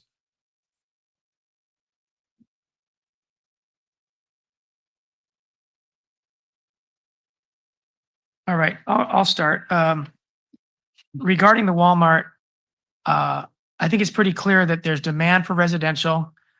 The ask tonight was mixed use. We've heard that before from the owners of these 5 acres of dirt next to Walmart. So how does that fit into tonight? The council can make a recommendation tonight, but again, the actual regulatory decision will come at the local coastal program phase. So because it's in our packet and we're being asked to conceptually approve regional gateway, retail gateway, and if we were to agree with the commenters, that would be inappropriate. If we were to agree with the commenters, we would change it to mixed use, let's say. So Yeah. would tonight be the time to give direction to change it to mixed use? Or would that have to wait? And if it has to wait, why is it even in the package Yeah. asking us to approve it as gateway? I would say you should make your recommendation, whatever it is you want, so we can analyze it, and everything that we analyze relating to this property that's in the coastal zone, we will forward to our consultants working on the LCP, and that will be incorporated. But the final decision on, what this property is going to be once and for all will be through the LCP Okay. process. So everything before us tonight is not final, and we can suggest changes at this preliminary stage. Does staff agree with the claims and the information that's provided in writing to support those claims that regional gateway is a kiss of death? Nobody knows what it means. Retail is dead for the foreseeable future, and that this site could thrive with mixed use? That's a complicated question. We, as staff and the city manager, have met with Mr. Talon since I've worked here for 2.5 years, half a dozen times, and this is consistent. Nothing has changed. We have our own opinion that there should be a commercial development in this location. Especially given that Marina Station will be coming on board, and, there's going to be traffic associated with Marina Station going through Beach Road. Marina Station will also have some mixed use and some kind of neighborhood commercial, but this is on the path to Marina Station.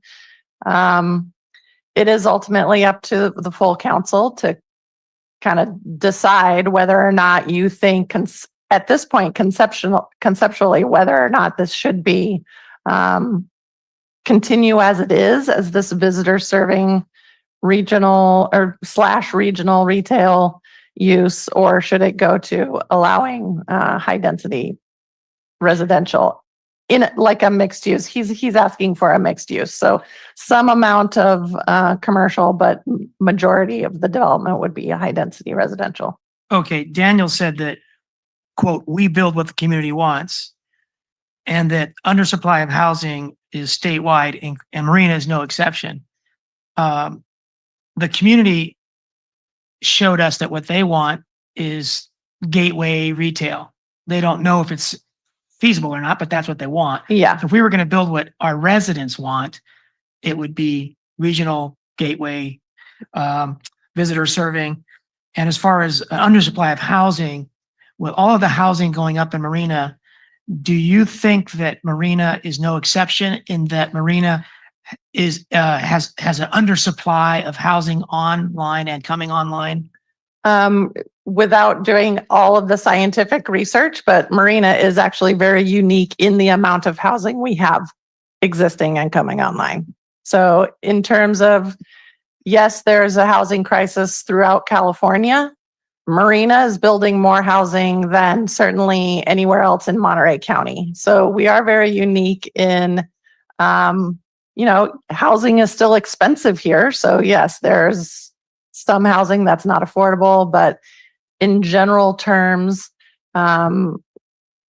housing in Marina is growing at a magnitude far exceeding our neighbors. And we're very compliant with our housing element. And we are in rainbows and celebrations about our housing element.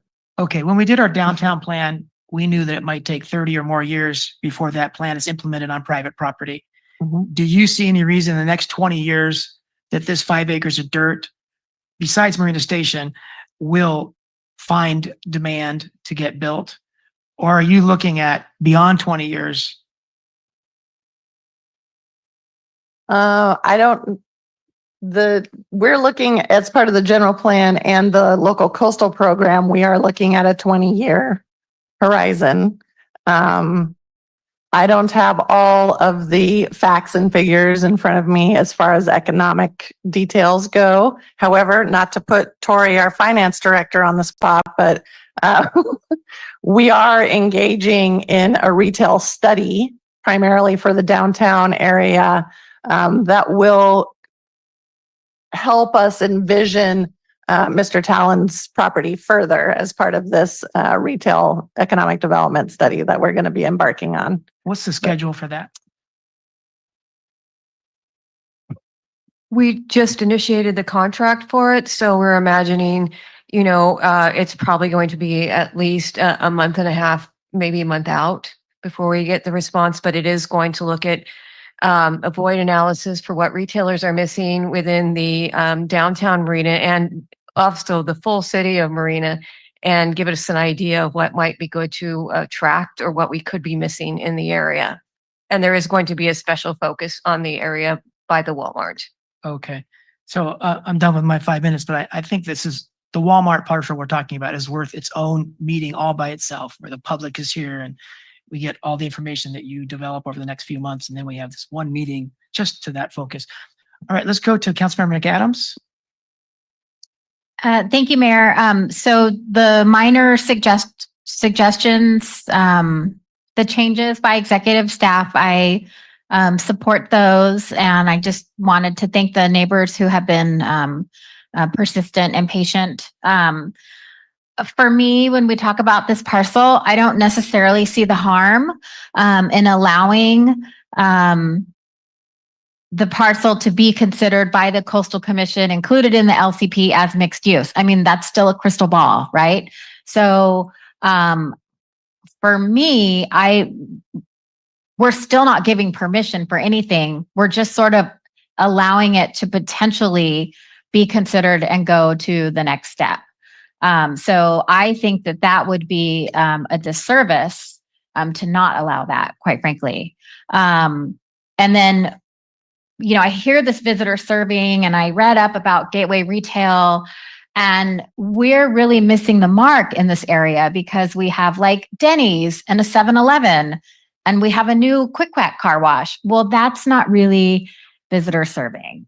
It is if you're like pulling off the road and you want moons over my hammy, and then you're just going to get back, or you want to spend the night and not pay $300 in Monterey. You want a more affordable hotel. But when I hear visitor serving, I really think about, getting the most dollars out of the person who is staying here in Marina and enjoying our community and our city.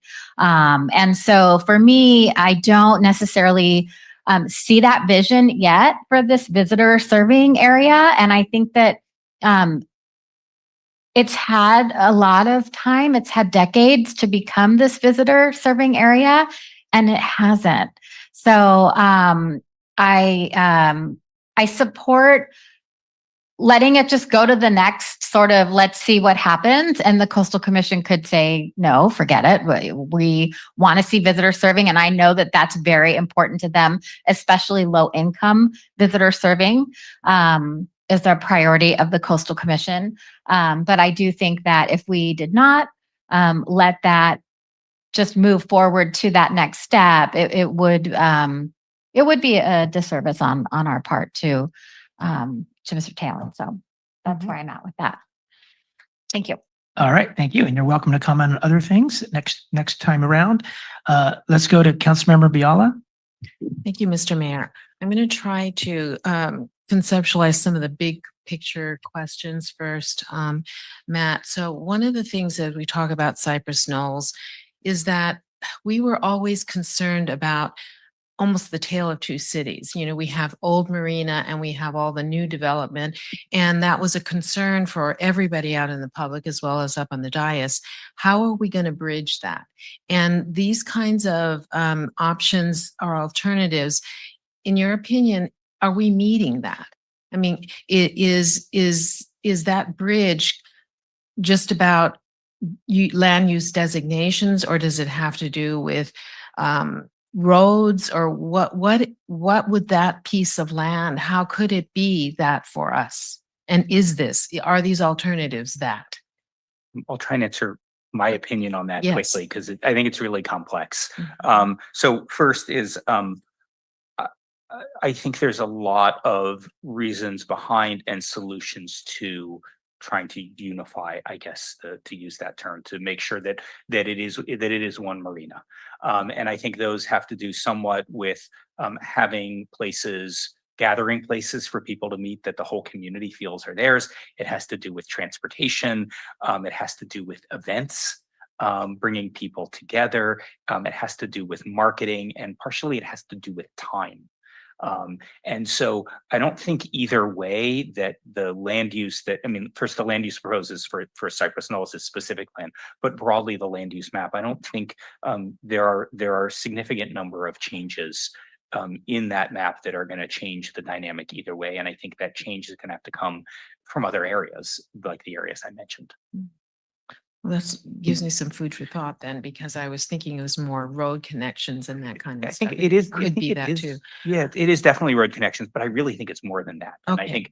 I think the community can weigh in more on what that is, but certainly the things that I have mentioned are things we've heard in the process. Okay, great. And to add to that, just that's why it's really important to remember that for this general plan, the reason we're designating it as future is that we can embark on a totally separate process for Cypress Knolls that will get into all of that detail and all of the special status species and the trees to be retained. You know, there are a lot of trees out there that were very important in the public process. So any design, and again, the city owns this. So there were comments made about specific plans are made by developers for developers, which is not untrue in some cases, but because the city owns Cypress Knolls and would be in charge of what we want the specific plan to look like, you know, that we obviously would have much more control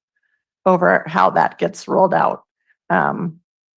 So just, I think the bottom line for this discussion really is to keep all this great interest in Cypress Knolls for when we kick off our Cypress Knolls master plan process, which is going to be totally separate from this. Okay. And that was the reason why we held the public charrette and did all that background was to Yes. directly inform what we're going to put in our RFP eventually, you know, to release for the Cypress Knolls Right. specific plan. Yes, and I do remember those charrettes, and I thought it was really good discussions, and the connection from Patton Parkway connecting to Del Monte, I think is another important piece, and also the connection through Cypress Knolls through the San Gilio. That's a major problem. But all of those, if we're going to have Cypress Knolls develop, we have to think about roads. I also wanted to talk about Joby. Obviously, you know, with Toyota investing another $500 million in Joby, and you know, we have an airport land designation pretty much built around our biggest employer, who will be our biggest employer at some point in the future. And I remember the mayor used to talk about how you have to balance housing with employment. So we may have all these developments happening because everybody wants to develop in Marina, the housing, and especially, you know, because California is so desperate for any kind of housing. But at the same time, we're not going to be a healthy city if we don't have the jobs. And so you have to really look at both of those things. So I'm glad that our finance director talked about the possible, not the possible, but the report that's going to be coming out, because when we talk about all of this, I need to see, like, are we having too much you know, housing for the kind of development, the employment opportunities that we have, or are we balanced? Or, you know, we're sort of assuming things, you know, we are assuming that Joby is going to be here for a very long time, permanently maybe, and that those 600 to 700 new jobs are always going to come to Marina. But these are the things that, if I'm going to make decisions, I kind of want to know a little bit more, you know, where we're planning all the airport land use, and it would be important for us to know. So maybe some of this is, you know, by our assumptions, but it would be nice later on to get some confirmation about some of these ideas. And I'll stop because I have some other things, but I don't know if I'm over my 5 minutes. Okay. there were some places where the alternatives were talking about student housing use versus the employer housing, and also, of course, we have the housing versus commercial sites, et cetera. But when I think about student housing versus the employer workforce housing, I wonder why we have to consider student housing.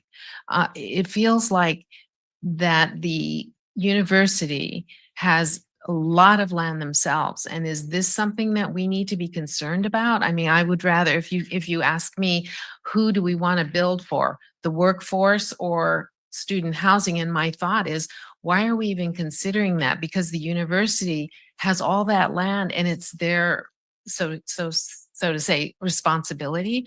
Am I off on that? When I see that, I just kind of wonder why we're wanting to accommodate students. I'm pretty sure the only property we have that's designated as potential student housing is this mixed use property on the 8th Street area. Also the airport.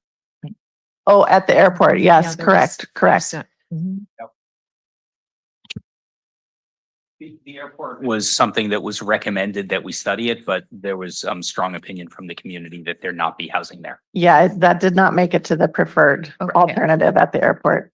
But there are a couple of ways of looking at that. Yes, it is the campuses, the CSU system or UC system's responsibility to ensure that their students can be housed. For typically for an off-campus property that the public agency owns, they can still build housing there. They could build dorms there. It's the ownership. It's in the city's land use jurisdiction. So like the promontory dorms that are now dorms were built by a private developer and conveyed to the university system. So that's one of the scenarios that could happen. If your council would rather see a different use, then that's, if you all feel as a body that providing student housing should not be a number one priority, then certainly that can be your recommendation for sure. Okay. Another quick surprise to me, because I'd never thought about designating any land use for medical. Now, I'm not sure if I put that in the same category as students, that I don't know if that would fall under commercial or does it fall under office, or, I mean, I don't know why we're designating medical unless we know specifically that Kaiser's coming here or that the county wants a clinic here. Or I was surprised to see that. And I just wanted to know some background about that and whether we have to have that in mind, or do we just designate those either commercial for a hospital? I don't know if hospital falls into commercial, but why did we do that? Do we have some inkling that somebody wants to build a medical facility here? Which area are you speaking about? I don't know where that was. Mixed use and medical piece. Okay.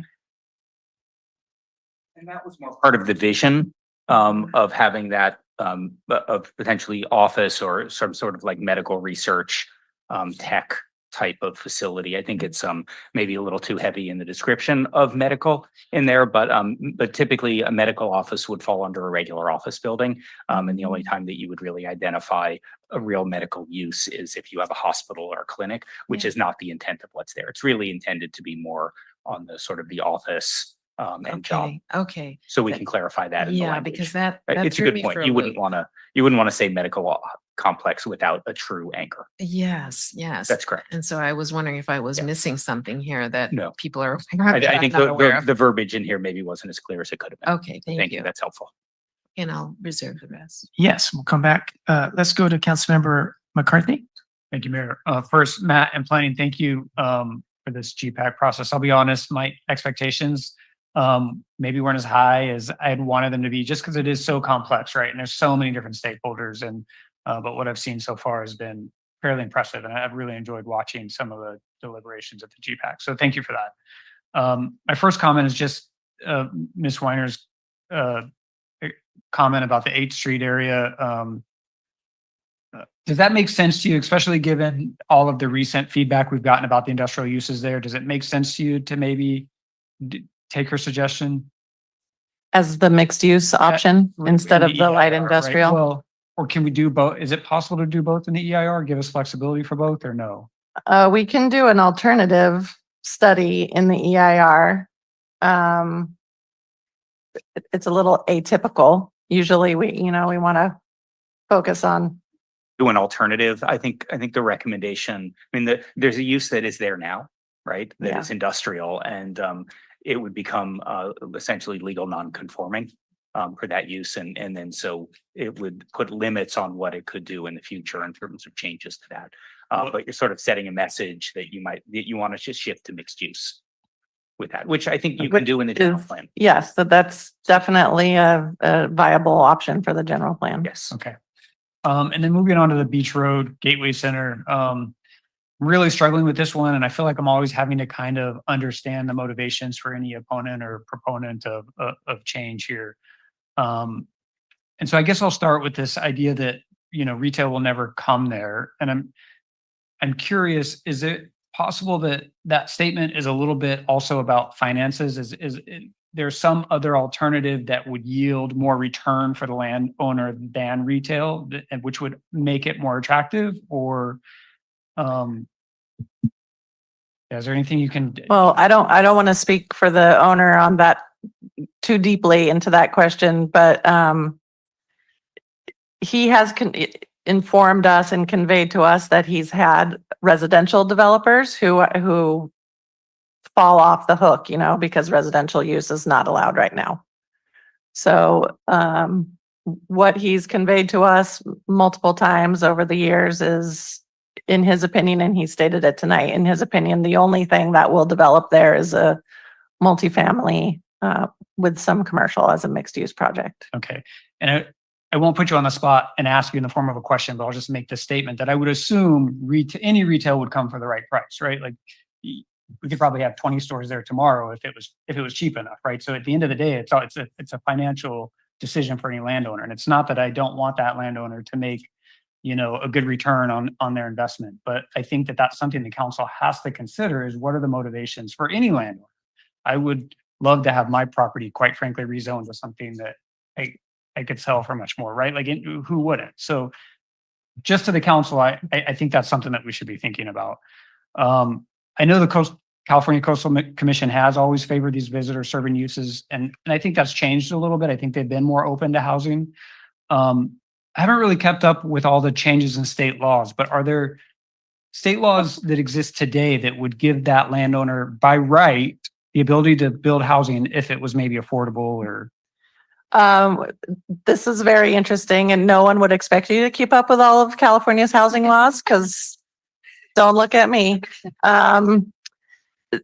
This developer did actually submit a builder's remedy application for a multifamily, and because currently Coastal Act provisions do not allow for a residential use that is not consistent with the planning and the land use designation and zoning under the LCP.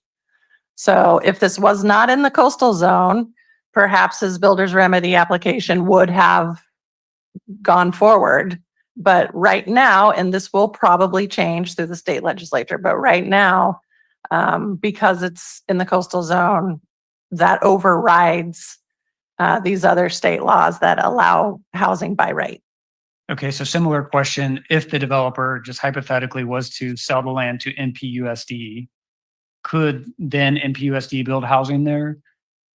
I have to check into that. I don't know that a public agency necessarily usurps coastal either. I think they would have to still go through this whole process. Okay. I'm interested in learning a little bit more about that. If we are going to make changes or any decisions about if there is the potential that any landowner could have the ability to build housing by right if it's affordable. Because I think there could be some great benefit to the city of Marina if there's affordable housing there, but I'm not so sure about multi-million-dollar condos, quite frankly. in an area that benefits, is close to the ocean, right? Has visitor serving, benefits to it. And so I'm just challenged by that. And I think I'll keep it at that for now. Thank you, Mayor. To you too. Okay, Mayor Pro Tem Fisher? Thank you, Mr. Mayor. I also would like to thank everyone who's here tonight and everyone on Zoom for taking time on a Thursday night to pay attention to this and to ask questions. And of course, the GPAC members who have had so many meetings and other people who have given community input and our staff and also. So those are my thank yous. Just a remark, I'm sorry I didn't send in questions beforehand. I didn't have the time, but I think Indian Parkway now and then is labeled as Indian Road, and that's confusing. So you might want to check that. Okay, student housing. I like student housing. I like having young people living in the city, but we definitely, of course, need to think about senior housing. And I assume that demographics are being studied for this. Yes, and that's isn't it later. Yes, that's coming the up very later. Yep. standard. Okay, To be clear, we can't dictate the type of housing generally. It's Okay. housing. Yeah, We yeah. can't say Housing. this is designated for senior housing or for youth. because It's student- housing. The type of housing, young people or old people could live Correct. there Mhm. if you make Yeah. it accessible. But that's a topic to bring up in policies, you know, as the city is supportive of senior, et cetera. Okay.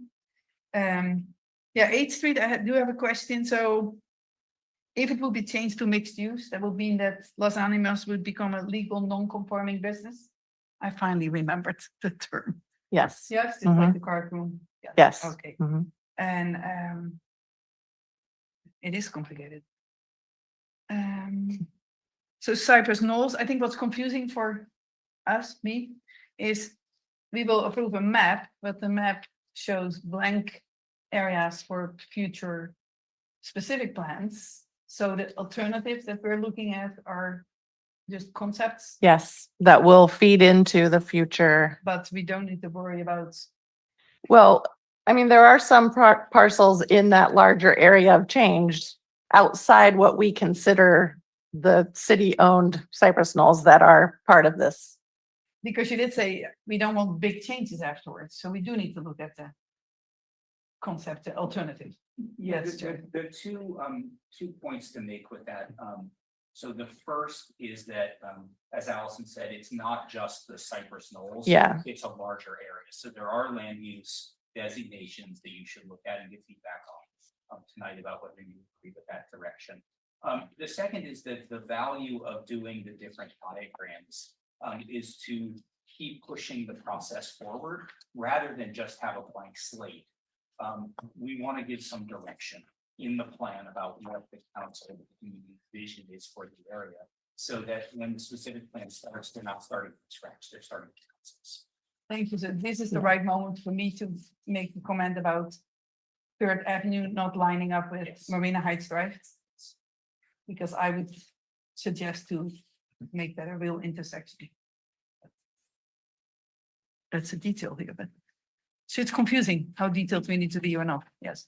So do you have a recommendation about Third Avenue? Yes, I would recommend to line that up. So I'm confused. Oh, so 3rd Avenue used to go straight into what's now Sea Haven, but Marina Heights Drive is a little bit more south than 3rd Avenue. South or east? South. North, south. So that's definitely something that we'll want to talk about in the specific plan that will be prepared for. Yeah. And just on that note, you know, when we had the charrette, I mentioned it then. yeah, but people were also really interested in least disturbance. That's why all of these concept plans followed the existing kind of spine roads. But I already see a complicated intersection with traffic lights, but that might be too detailed for now. See, I'm still confused how detailed we need to be. Saying the study that the specific plan should look at lining it up and see what it can do is a perfectly appropriate comment. Okay, thank you. Wow. Okay. Would you like me to wait with the rest? If you feel you've gone 5 minutes, if not, you can take some more time. I don't know. I always talk too long. So I don't have a lot for the rest. Let me see. Maybe I can be fast. So I'm going to take one more issue. Okay. So Oh, this is my last one, the Walmart area. Because thank you, Councilmember McAdams, about, Denny's, 7-Eleven, Quick Quack. Yeah, that's hard to to get interest from other businesses, I assume. I think what the already was written in the letter from Terry Talon, that what did it say? Walmart kills other businesses, small businesses. So they kind of ruined their own plans, I think, when they brought Walmart in. But if they already say that's hard to get other businesses there. But I also, and I agree with Councilmember Viala, we need to be very careful about the balance with housing and businesses. San Jose was mentioned as an example. I know El Paseo, I used to live very close there. They do not have a car wash in their urban village. So that we already have the car wash there. So we need to be realistic about, and that's not just for this area, but all the commercial areas that are planned. Of course, I've said it in the past, we would love to have a bakery and a coffee shop in each neighborhood, but we need to be realistic about what businesses will be interested. So I'm very happy to hear that there will be a retail study. So that's not a question, just that I think we really need that study. So thank you. That was it for me. Okay, I'll go next in this round robin format. There's a lot of issues to cover tonight, so we're kind of going from one to the other.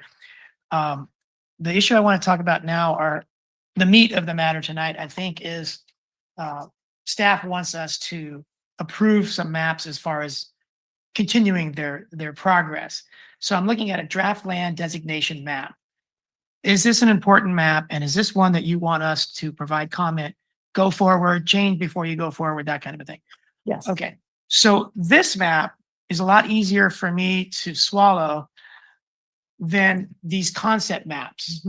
Because the map you're asking us to bless tonight, when it regards Cypress Knolls, it's a blank slate, referring to a general specific plan that's coming in the future. And so my question is, can we ignore these concept plans? Are we going to see them again as if we bless these tonight? And now we have to sort of go backward to unbless them in the future. Yes, so the concept maps were provided specifically because at our last meeting, the council expressed a desire to understand better how we got to what we're presenting tonight. That's why we provided all of those options, and Matt presented on all of our meetings we had and how we got here. So all of the concept plans that are presented in your packet lead up to this map. Okay, and what's the name of that map? This is the one you just held Draft up, land draft land use designation map. Okay, so when we met a month or so ago, we saw all these concept maps as being complicated and we wanted more time to digest them. And now they're here tonight and we have taken more time to digest them. But it sounds to me like this is just to be recycled after tonight, and that this is what moves ahead, not this, not the concept maps.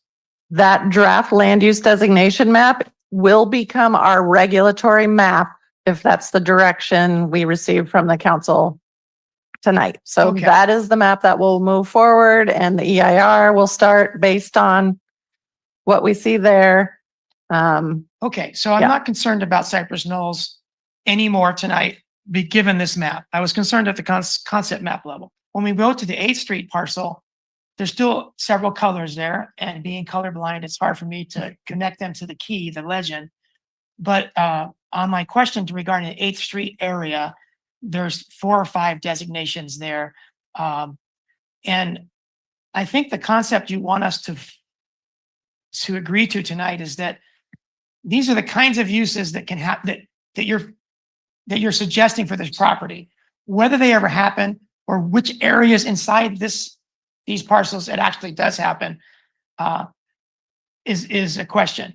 And so my question is, I'm fine with all these designations because it doesn't get very specific about whether they're going to happen and how many acres they're going to take up. But what I'm concerned about is if on the 8th Street parcel, there's not a designation for any open space. Because then we'd be approving a draft map as if we're not expecting there, or we're not gonna want there to be open space. So is there any open space in the draft land use designation map on the 8th Street parcel? There is actually, there is a sliver of open space along the south side of Imjin, just north of Los Animas, and then the entire equestrian center and the property that's currently got like the radio tower So that stuff. would be an A on the concept map, the preferred alternative of campus extension. There's an A polygon in the northwest corner. Is that is that where Mira is? Or is that a retail site proposed?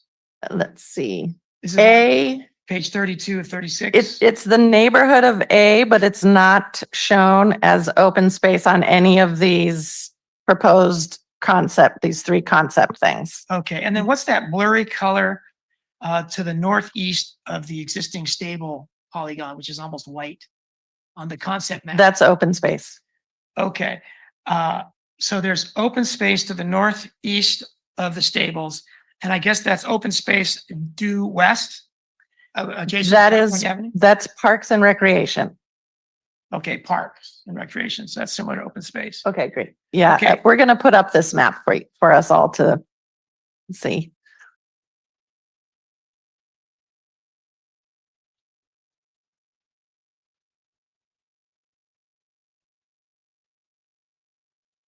I thought you said you're gonna put up a map. It's up on the, Okay. Yeah.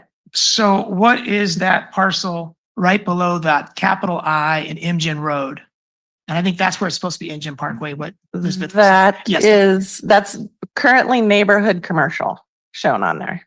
Okay. And then on this concept map, it looks like it's a grayish fuzzy color, which looks like open space, but Yeah, on these concept maps, that's all the equestrian stable kind of just blended together. well, this would be where you're showing this parcel right now at the junction of Imjin Road and Imjin Parkway on the west there. On this concept map, it's a fuzzy gray. But in the map you're showing on Oh, the screen, there you go. So there it's a fuzzy gray mhm. on the west where Imjin Parkway and Imjin Road come together.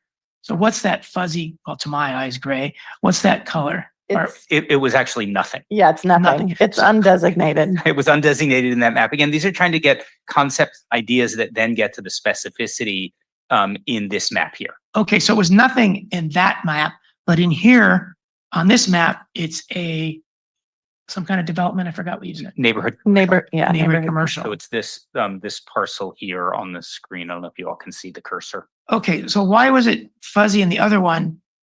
Is this where the draft regulatory map, is that the preferred alternative or is that a different beast? That is the preferred alternative is what is represented on the draft land use designation. So the draft regulatory map, is that the preferred alternative that we're looking at Yes. right now? Yes. And is that consistent with this draft use designation map? Should be. It should be, It yeah. looks like it is. It's got that sort of gray color. Okay, so right now that parcel, which is really important because it includes our equestrian center and other uses. So you're saying if we bless this big map tonight, then park use and other uses that are not parks but development uses would be allowed in this area somewhere. Mhm. But this map doesn't, it shows a suggestion of where they would be, but we're not beholden to that. That's going to go to the draft EIR. And at that time, you're going to overlay it with Gilead and maritime chaparral and any hazard materials, all these other layers to spit out in the draft EIR what's really possible there. No, Not exactly. Let me see if I can clarify. So the land use designation map will stay the land use designation map again from tonight, unless there are further changes to that. The EIR is going to look at a high level, not parcel by parcel, but very broadly on what the environmental issues are and then what mitigation measures there may need to be in order to mitigate potential environmental impacts. And that's not just for Sangillia, that's for all topics that are covered in the environmental impact report. That may dictate through that process that there are parcels identified that may not be able to be developed, or there are significant constraints on those parcels. It may not change what the land use designation is. So it could be that you can still develop part of, just using this parcel as an example, it could be that you can still develop part of this parcel. But it doesn't mean you can develop all of the parcel, even if it's all red here. The environmental review and more importantly, the future potential development proposal will need to look at that specificity to see if it can be developed and what those mitigations are. Okay. And this is not, we're not approving development here tonight, or in this process, we're approving a vision for the city. Okay, so because of my colorblindness, on this draft designation map, I want to be comfortable that there's enough open space, park space, natural habitat area, that it's reasonable, that there's a significant amount, and I can't tell because of my colors. Yeah, well, and it's not just, also, it's not going to show every area that is park or open space, right? Because if we're developing, if there's again, for Cypress Knolls, if there's a concept plan being developed for that area, it's one color on the map now, but there will be open space included in that, and conservation space. We just don't know where it is right now. Right, but speaking to the 8th Street area, I want to be comfortable tonight that we're forwarding a land use designation that includes substantial open space in the 8th Street parcel. For example, I want to make sure that we're respecting the corridor connection from our equestrian and open habitat areas over to the Fort Ord National Monument, whether that be through Fortag or other corridors. And I know that corridors are an important land use designation. So, how does this proposed land use designation map allow for a natural connection from our stables to the east? Well, it would have to go through some of these parcels, and I think at this point we may not know exactly where that is, where that connection is, but certainly we can add policies to say that we require, for example, in the mixed use parcel, the large purple parcel, we can actually put a policy that says that when that is developed, to be an open space corridor connection through that parcel over to Fort Ord. And is it industry standard at this point conceptually to put dotted lines to We just show Yeah, we can do that. graphically where we might like to have that? Yeah, and it probably wouldn't be in the land use designation map per se. It would more likely be in a draft parks and open space map. Yeah. So there are going to be multiple maps, and I understand it's challenging because there's lots of ideas that we're trying to get across overall, but they're not all going to be on a single map. This map serves a particular purpose. But again, I think having a policy and then putting it on the parks and open space map that there should be a dotted line and corridor connecting an open space corridor is very appropriate, something that the plan can have. Okay, you have some dotted lines designating trails like Fortag, right? Yes. That was only in the concept maps. Yeah, but Right, in the but we know that the Fortag Trail is approved and, planned for, and so that has to be respected with whatever development might occur. So on these concept maps, I don't see indicated trail going east from the stables.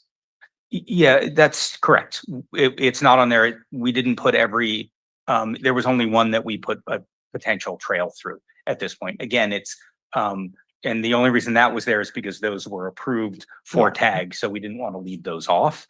But it doesn't mean that they can't be in other places. Okay, I don't know how my colleagues feel, but I think that it's so important to enshrine the concept of a connection between our open space around the 34 acres of equestrian center to the lands east.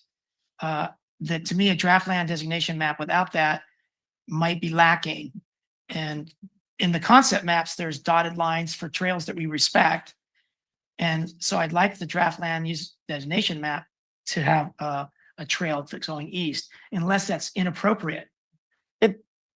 To be frank, it's a little inappropriate. The land use map is really just to show the land use designations. We, as noted on page 66 or /70 of your packet, we will be preparing a parks, recreation, and public facilities and services element And that's exactly where such things as trails, non-vehicular connectivity, et cetera. That's where those things will be shown. Okay, let's go quickly to Councilman Biala on just that point and then go over to Jenny McAdams. Okay, so on this big map, why could we not, where we have right now the pink neighborhood commercial, and it's abutting up to park, open space already. Why couldn't we make that green and say that that parcel there that includes that fuzzy gray place, Bruce, that you were talking about, why couldn't we put that and change that? Well, we don't own that parcel. So changing somebody else's parcel to open space means they can never develop it. Oh, okay. Who owns it? MST. Okay, now, did the fuzzy area, they own that too? Yeah, that's the Oh. fuzzy area is the same as The open space, pink. right? Yeah. Next to it. Oh, no, so they designated neighborhood commercial. That's their designation. Well, that's our designation right now for what you want it to be. Right, and I'm suggesting that even though we Theoretically. don't own it and we're already telling them we want the neighborhood commercial, why can't we make that decision tonight that we want that to be open space and the light green? Even though Well- we don't own either of those situations. Yeah, do you Well, wanna- and maybe the city attorney can help with this, the concept of a regulatory taking. Yeah. So if you own the property, you can say, I don't want to build on it. If you don't own the property, you can't do that. And I think the simplest example is, if you own a vacant parcel of land that you want to build a house on, and then the city comes in and puts open space on it and says, you can't do anything with this. Right, but You can't do that. isn't that what we've done though on the CSUMB parking lot? We don't own that and we've got a whole section on what we would like But there. that's a vision, but the land use map shows, it shows that it's part of the master plan. And that was only included in there because CSUMB was talking about doing some market rate development. And as soon as they start doing market rate development, then it falls under the city's purview. I know it's confusing, but if they're going to build campus related uses, you have no say in Right. what happens I there. If they say we want to build, a market rate high rise so we can make some money, then that goes to the city's approval. Yeah. So that's the difference there. It's some of these things are really confusing land use concepts that even, I and my staff get confused about. So, I understand the confusion, but that's the difference. And so the most basic is that if you don't own it, you can't put a designation on Okay, it that I you understand. can't do anything on. Okay, you can't then, build on. then can we also take the Los Animas property because we own that? Can we not, and it is light industrial on here and we've talked a little bit about it, but could we not on this land use map change that to mixed use as we were? Yes, we So we can. can And I was make going to that bring that up also because that has been a big topic tonight. So if you are looking at approving this map as presented, I want to make sure that you include that particular Yes. change. If that's the full Yes. council's purview, then exactly, we need to know that. We'll make that Okay. change on the map. Got You it. can also, if you wanted to, because you own it, you can call that open space. Right? Because the city owns it, you can say, we just want it as a park or open space, or you can call it mixed use. All You right. actually have control. Kathy, out of respect to Jenny, can we go to Jenny? Then we'll come back to you. Let's go to Just Councilman to, McAdams. to answer the question, I think, which was, stated by the consultant. I mean, yes, if you were to designate it open space and essentially allow no development, then yes, it could be what's considered a regulatory taking. And therefore the city could be, either sued or would have to pay just compensation. So. Sure. Well, we might want to pay just compensation to do what we want with the land if it's important to us. And MST is probably not going to sue us. They might have discussions with us first. Well, let's go to Councilmember McAdams. Thank you, Mayor. I'm going to jump back to Cypress Knolls. So I'm curious if the city's moving through Cypress Knolls' own separate general plan and a developer comes forward for senior housing, missing middle, something that looks tangible and good. Can those two kind of like move forward in tandem? How does that work? No, we will have to prepare the plan first because that's what's going to tell the developer what we want. Okay, Yeah. so, and does that also include demoing, removing buildings, blight mitigation? So we would be stuck. So say $5 million came down from the federal government in a grant for blight removal. We're hoping that it does. And we're doing a Cypress Knolls general plan. Are we stuck until that plan is done? We are stuck because right now there is no regulatory framework. The whole, and well, 2/3 of Cypress Knolls right now is zoned single family residential and 1/3 is zoned multifamily maybe. So it's not currently laid out in a way that anybody wants.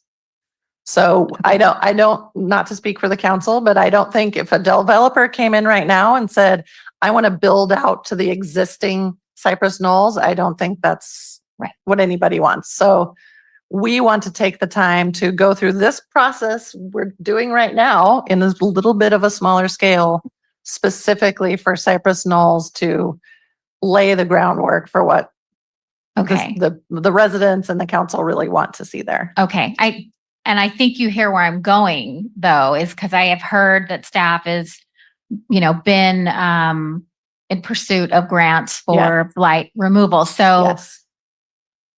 can we move that part of this plan forward quicker or just at least be prepared to? Yes. Okay. Yeah, Okay, the great. goal with the grants for demo is to clear the site of the blight that's currently there to make the site more attractive to a future developer who will build what we want them to build as part of the Perfect. specific. Okay, so plan. it could be very generic. Okay, that's great. Thank you for that. And then, can I comment on the goals? Are we there yet, or we're still just doing the maps? My preference is that we do the map and then come back to the goals. Okay. My brain is linear. Okay, no, then I'll just wait. Sorry. Thank you. That's it. TMI. Go to Councilmember Biala. Thank you, Mayor. So I wanted to also talk, we've heard about the Los Animas. I want to say Los Alamos all the time.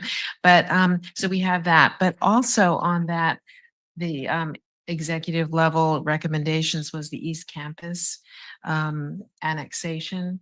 And it said on that slide, it's funny how we're all focusing on this, what was considered minor, minor suggestions, but going back to that, the change for, let's see, where was that? On page 67 of the packet, It talks about the annexation. East Garrison, East or not Garrison, East Garrison, yes, sorry, East East Ga- Campus Housing. East Campus Housing. Yeah, that's on. So no authority of the property Yes. again, that's, so even if the city annexes, so that's saying that we could annex it. That's a possibility. And I want to find out, like, what does that, so we have no authority over the property since that is owned by CSUMB, but we could annex it. And if we annexed it, that means that what those folks living there can now vote in our elections. They can run for office, right? So even though it says we have no authority over that property, because I do believe that these folks here consider themselves Marina residents because everything is here and they obviously participate. So to me, that is not a deterrent. To me, that says that it would be worth it in terms of how I think about those folks living there. So does this mean that when you wrote this, does that mean you're discouraging us from going ahead? We are discouraging from going ahead. We are going to go more deeply into this topic of annexation and sphere of influence. So we don't need to make a decision on this issue tonight.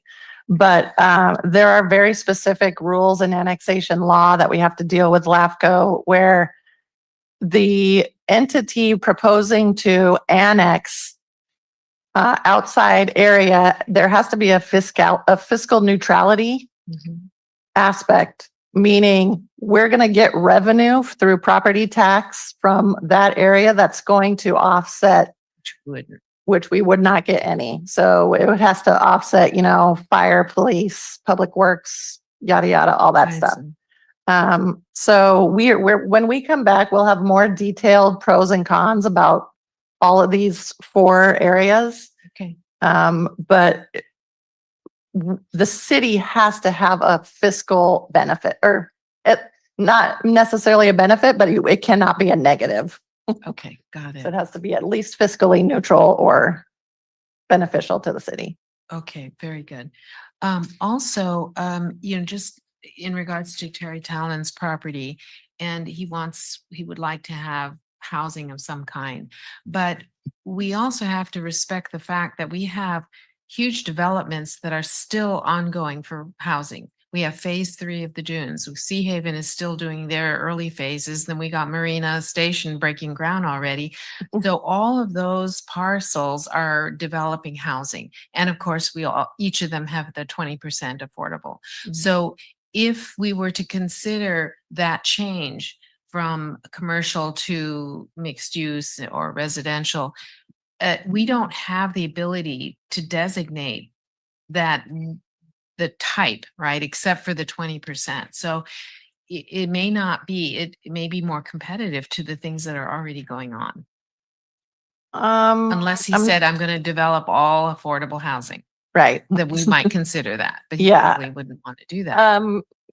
The density would be decided by the city. So if you decide to designate it through the LCP process again, if you decide to do this mixed use and you would assign the density, so what he's requesting is high density, multifamily. A portion of that, the 20% or other through inclusionary zoning would have to be affordable, just as our municipal code requires and certain state laws. And he's okay with providing that. But that is, it really is going to come down to what the council envisions for that area. Yeah. And to me, Yeah. it also hinges on how much housing do we have already? And how much do we need coming in the More. future? Yes. Yeah. So it's those 2 questions. Mhm. Okay. And if it makes everybody have a little less heartburn, we could take the word gateway off. That seems to be a Put in another word. problem, and we can just remove the word gateway. But Okay. All right. Thank you. And I'll come back later. Okay, we'll come back to you. Let's go to Councilmember McCarthy. Thank you. I could talk about this all night. I could, but every question that I have, I ask myself, does it really have anything to do with this draft land use designation? And I just keep coming up with no. And so, with that, I'm going to make a motion, that we receive the presentation from the city consultants and, that we give staff direction to accept this draft land use designation map, to conduct the appropriate studies, with the exception of the change that we talked about with Los Animas change to mixed use. to mixed use. Yeah. Yeah. Mhm. I'll second for the purpose of discussion. Okay. So let's try to keep our questions to what matters. On the Los Animas, what's going on now with big trucks making lots of noise is not compatible with the uses that are there: housing, equestrian center, student housing at the promontory, nor is it consistent with what we're talking about tonight that the motion mentions, which is mixed use, medium density residential, neighborhood commercial, light industrial flex, which is warehousing, PDR, medical, small laboratory space, R&D. That's not big cement trucks crushing concrete and driving through neighborhoods with big trucks. Parks and recreation, open space. So I think that we need to put Las Animas sort of behind us. It doesn't fit today, and it's not going to fit tomorrow. And calling it mixed use, I guess that would be an appropriate option to say that it's not going to be what it is today in the future. All right.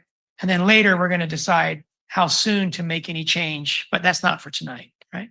Right. If the council follows the motion in the second, it would go on the map, but this map does not go into effect until this is all adopted and the EIR certified, just Right. for This issue will come up in information. the near future when we Yes. have a lease potential in front of us. Yes, so when the lease is in front of you, you're going with the current existing land use, not what we're talking about here. Okay, and now the 8th. Elizabeth, did you have your light on? No, but it was what it is. Okay. I would like to approve as part of this motion that Brian has put before us is an 8th Street land use that makes sense, conservation wise of connection to the east, Fort Ord National Monument, and sensitive biota. And I'm not sure if the motion, if that does it. So I'm still looking at that 8th Street parcels, land use designations, and I'm not comfortable that it's adequate for conservation. So how might that be modified to increase its adequacy in that regard? Well, certainly that language you're speaking of could be added to policies because it's really going to be at the policy level that you're going to dictate that any future development on this, FORTAG already exists, so I would propose continuing to focus on the FORTAG connectivity. Any future development shall consider, shall require, yes, Matt is saying, use forceful language, shall require that the development, enhancement, there are a variety of ways that it could be said, but that's in the policies, not on a map. Apologies for jumping in. When we work on general plans, I generally think that there's three primary frameworks, big picture directions in a general plan that are most important to the city. One is the land use, and that's what we're talking about. Another is the mobility framework, the existing roadway network, the future roadway network for all modes of transportation. And then the third is the parks open space network. And I think that third network is really what you're trying to hone in on. And we look at those individually, but they do overlap with each other. So you can't look at one without the other. And so I think that concept of which the person from the Audubon mentioned of having greenways and wildlife corridors throughout the city is something we've been talking about and thinking about already. And this is one piece and one small area where that can happen, but it's by no means the only area where that can happen in the city. And so I think it's, again, a great concept to bring up, and I think we can have policy language, but I'd even recommend that it's even a bigger concept for the whole city to think about wildlife corridors and open space networks existing and future, and where open space networks and corridors need to be required in the plan and put dotted lines in places. So it's broader than this. Okay. How much does it matter whether the land use designation that we're about to vote on is realistic as far as market demand? So on the 8th Street area, we're talking R&D, commercial, who's to say that that's in the next 50 years realistic to expect to happen? So how much does realism matter in these land use designation proposals? It matters and it doesn't matter. I mean, it absolutely matters in that we need to always have market in our ideas. But this plan is going to last 20 to 30 years, and the market is going to shift 3 to 4 times in that time period. So and that the general plan can be updated 4 times a year, and it should be updated and looked at every 5 to 10 years in a more in-depth way. So, what we do in the planning process is to come up with the vision and the best guess that we have about what you want to see there. And sometimes you're right and sometimes you're wrong. And as Mr. Talon said, his comment was retail is not the right thing there now. It may have been the right thing 20 years ago, but it may be not right now. And that's his point. And it could be that we think something is the right thing now and it's not the right thing in 10 years. or 15 years. And some of it is we know, we don't know that, but yet we do need to establish a vision about what you want to see here.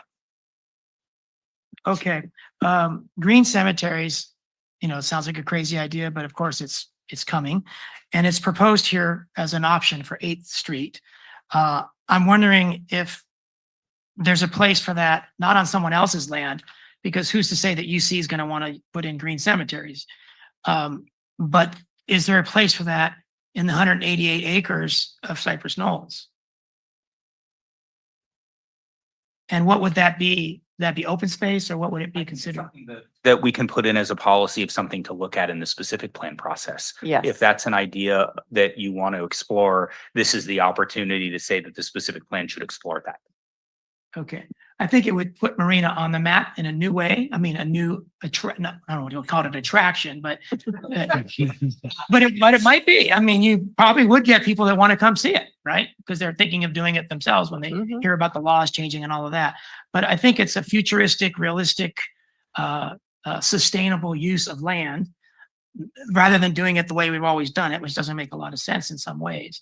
So it wouldn't hurt to allocate a small amount of land for a green cemetery, at least in the conceptual stages. And that might be an appropriate use on the city's open space and Parks and Rec land over there by around the equestrian center area. Right. We could have them everywhere. Okay, that's all I got. Councilmember, Mayor Pro Tem Fisher? Yeah, we briefly spoke about green cemeteries, or not only that, Mr. Mayor, but also composting options that will be legal in, I think, 1 more year. So I'm definitely interested in the senior housing and cemeteries or composting. Thank you. Councilmember Biala? Thank you, Mr. Mayor. You probably are very familiar with the 5 sites that were put out there by a consultant to do our civic center. So I'm trying to envision where all of them are, but some of them were not, we would change maybe some of the land use. I'm not sure because I can't envision all of it, but certainly some of the open space park stuff, if we put something in DiMaggio Park, for example, that would change the land use, correct? So how do we manage that process? Because we have to come to some decision about this fairly quickly, because the civic center can't chug along after 50 years. We're going to have to make some decisions. So we have to find the funding now and on top of that, but how do we going to reconcile those kinds of decisions with this land use? That's a great question. And the Civic Center would require a public facilities property that's owned by the city. It would be really great if the timing was such that we could put it on this map that you're about to adopt, it sounds like, possibly. Endorse, right, endorse, so we can continue on. The simplest would be uses as designated city parks on this map. But I don't, I haven't heard the latest discussions on the Civic Center. I think you need more space, probably. But if the council could decide on a city-owned property, like tomorrow, then we'd put it on this map and it would be done. And that's right. So you're being facetious, but at the same time, if we could make a decision, let's say 6 months from now, can we get that in here? Because there's no use in approving a plan that we know imminently we're going to have to do something different. Yeah, and just quickly, ideally, yeah, the general plan should have direction broadly, not just on the land use map, but broadly about where the civic center should be, what it should look like, what that process should be of moving forward with it. I think with the land use map, anything that is owned by the city, it's pretty easy for you all to change the designation on. Yeah. So if you don't decide now, or by the time tomorrow, or even by the time it's adopted, you can do a general plan amendment and change public and take a piece of that and make it civic and public. Okay, And it's not that hard to do that. okay, But yes, it's better to make that decision and have it in the general plan right, broadly. yes. Ideally. Yes, well, yeah, and of course, the sooner the better, but the general plan isn't slated to become finished in another 2 years or so? Oh, the schedule is a yearish. A year, oh, really? A year? Yeah. Okay. Well, we'll have to hurry up then. Yeah, yep. Okay, So on that point, if we wanted to designate the Walmart, I'm so sorry, the Walgreens down to Starbucks area as a potential civic site center, could we do like we did in the 2020 plan 25 years ago, where we had some stars showing where civic center may go? And in this case, we might have 5 stars. We've talked about 4 locations. We haven't discussed this 5th location in public, but it has some really good points to it. Underutilized open space, downtown center. Is this the MST No, Transit no, Center spot? between, so close to Del Monte Boulevard, Reservation Road, between Starbucks and Walgreens. There's an underutilized former county piece that has small little homes and mostly. Oh, okay. underutilized land. Gotcha, But that gotcha. would be potentially a great place for our Mhm. new community center or Mhm. so but we don't own it. I know we don't own it, right? Okay. So if right now it's in the downtown And plan, yes, I'm that's, sure it's zoned commercial or Yeah. something like that. yeah. And so if we core. wanted to buy it, we'd probably have to pay commercial rate, even though we were going to use it as a public facility, and we have to rezone it to be public facilities, et cetera, right? So this general plan that we're doing now, should we stay away from that and kind of nibble at it from the outside and make changes later if we decide that that parcel is best? I think there's a couple of options for how to do it. So, one is that it just isn't included at all in any way, shape, or form in Yeah. the general plan, and you just say the city wants to build a new city hall. Simple, and there's a separate process. The other end is that you know exactly where it's going to be, and you're starting the process, and you say this is where the new city hall is going to be. The interim, the in between those, there's a lot of options, but yes, one of those is that you say the city is looking at city hall locations, and here are 5 that we are currently looking at, and you can do that in multiple ways in the plan. Do we do that tonight or we No. do that later? No, that's separate. I mean, if you have them, let me rephrase. I shouldn't have said no. Yes, I should have said yes and. But if we know where they are, then we can get that sooner than later. And when we're writing our policies, we can include that in there. Okay, Mayor Pro Tem Visser. Yes, I think the confusion might have come from the Beach Road Gateway, to use that word. I like that word, by the way. Here it does say potential civic center location. I think, and that's the only place where I saw it. So maybe just Mhm. remove that as well. I don't. Yeah. Yeah. Yeah. Okay, thank you. Councilmember Biala? I didn't have but not, it may not be we're removing it. It may be adding another 4. So I think it should be either none. Yeah. But I'm opposed to that, by the way. I think we need to know what's happening. This is a major thing, building a new fire, police and civic center. If that's not important enough to put on our land use, I don't know what else is. So I would be opposed to that, but the choices I think are none or put in the 5 or the 1 or whatever that we have sort of centered on and might have some consensus on in the near future. I agree. I wanted to ask the motion maker if you could amend your motion with a friendly amendment that we direct staff to establish a conservation focus group so that concurrently moving ahead, they're talking to a group, because it just seems like it's such an elephant in the room that if we don't get their minds together now, we're just going to be kind of battling that throughout the process. Can we just get staff's input on that? Otherwise, it makes sense to me, but. Yeah, Yes. and first, if you could talk about, do we have other focus groups sort of informally on the vets and the Yes. Latinos and all the rest? Yes, we have met with those particular stakeholder groups and others. I don't see anything wrong with meeting with the conservation group as part of the EIR preparation. I was thinking as a stakeholder focus group, like you've done with those other groups you just mentioned. Give me a moment to confer with my consultants here. Mr. Mayor, could I make a comment on that? I think the one thing that I would be concerned about is that that in the group that you form, I think there should also be the stakeholders that are also for development too. That's already been one. They have a business, a vets, a Latinos, and one other, but they don't have a conservation, which Yeah. seems like it's equal. Right, but I don't mean like a developer who wants to promote development. I think that there's always, to me, a balance because you can designate so many wildlife corridors or, areas where potentially we have open space in perpetuity. But at the same time, there are needs financially for the city that have to be balanced with all of that too. And so that's why I just want those groups to not just solidify the complete designation of those areas, irrespective of the city's need also for some development. And so I want especially to have some kind of a balance in Right, those but committees. the balance is that you had a Latino group with no conservation.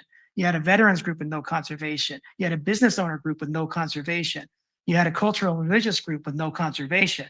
So why, when you go to the conservation group, do you need to have these other groups represented? No, I don't mean I don't mean that you have to insert another person who might be opposed to them. I'm saying that there should be some kind of a resource to balance out some of the needs of the cities with conservation. Because I think in particular, conservation is more ubiquitous. It's more something that may apply to vast areas of our city, not like a Latino business or I don't know what else people were talking about, but it has real significance to our development. And I just want that to always have a balance for us because, it might come out that there's huge tracts of land that, we could preserve all of it and never ask for a take. We could preserve everything that has any kind of wildlife in there because it's there. But the balance of how do we do a take permit, those kinds of things may not be palatable to some people, but for the interests of the city, we have to sort of have a balance because we can't have it all. Great. So my So- suggestion is to have a focus group on conservation because it's been lacking, but it's such an integral part to all that we're doing. We're Mhm, missing out on that input. mhm. So, Mr. Mayor? Yeah. Sorry, I didn't want to interrupt. I think having and we just conferred, having a focus group with, to talk about conservation is a good idea. We can do that. It's as part of the sort of the open space and conservation elements. It will help feed ideas for that. It's not that that group is going to decide. The council is going to decide. So what it will do is it will give us more information and more ideas about how, from other perspectives, about how to incorporate open space and conservation ideas into the general plan.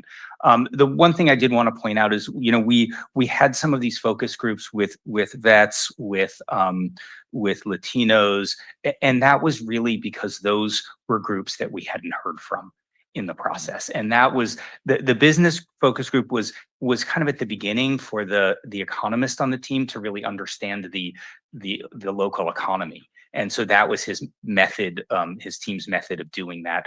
We went out to student groups, we went out to Latinos, we tried to incorporate voices that we hadn't heard before. And that's why we did that, because we hadn't been hearing those voices. So it wasn't like we were intentionally ignoring conservation groups. It was, we used the focus groups to hear voices that we hadn't heard before in the process. That said, doing a focus group and having sort of a little kind of back and forth with to talk about conservation with some of the groups makes a lot of sense. Okay. And then I think the motion includes no change on the Walmart area. And the idea of mixed use appeals to me. But my question is, when you say mixed use, how do you dictate that it's not going to be all residential? Yes, in the zoning that will follow, we can create development standards that would say a percentage of you can have 20% floor area as commercial and the rest has to be residential, or there are ways to create a more defined project type. All right. Does staff have a recommendation? I mean, I guess your recommendation is leave it alone, right? That The that motion is is our to leave it alone. recommendation. The Yeah. motion is to leave it alone, Mhm. right? And I'm just thinking that it's going to be dirt for the next couple of decades because there's going to be commercial, light industry, et cetera, in Marina Station. And when I went to a successor agency meeting to talk about East Garrison, their economists and lawyers were saying that all of the development demand for commercial retail that they would like to have at East Garrison is sucked away by the dunes.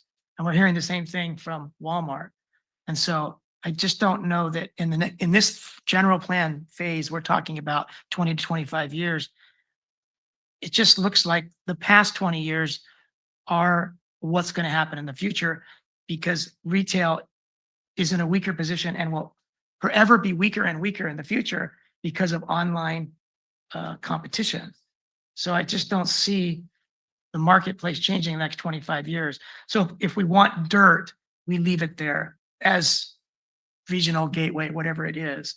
But if we want something else that we think is good for our city, then we need to change the zoning or we need to change the land use designation. If I may, I mean, obviously, none of us can predict the future. We'd probably be pretty wealthy if we could, but the consultants did mention that economies are probably going to change several times in the next 30 to 40 years, and we don't know how that's going to look. It could be a bounce back to physical spaces where we just don't know, right? There's a lot that we don't know. But my question to staff would be, I thought what I heard was that this was really going to be part of an LCP process anyway. So it's very different than the other areas that we're talking about. It's my perspective, we don't really have to make that decision tonight. If we approve the map as presented or as motioned, and then during the LCP process, we said, no, actually we want to go mixed use, can we do that? You will have to do that. You will have to make that decision through the LCP process. And is it possible that Coastal Commission could actually tell us that we must do that? I mean, hypothetically, or no? Does that happen? Coastal Commission, like you mentioned earlier, is taking a different take on housing in the coastal zone.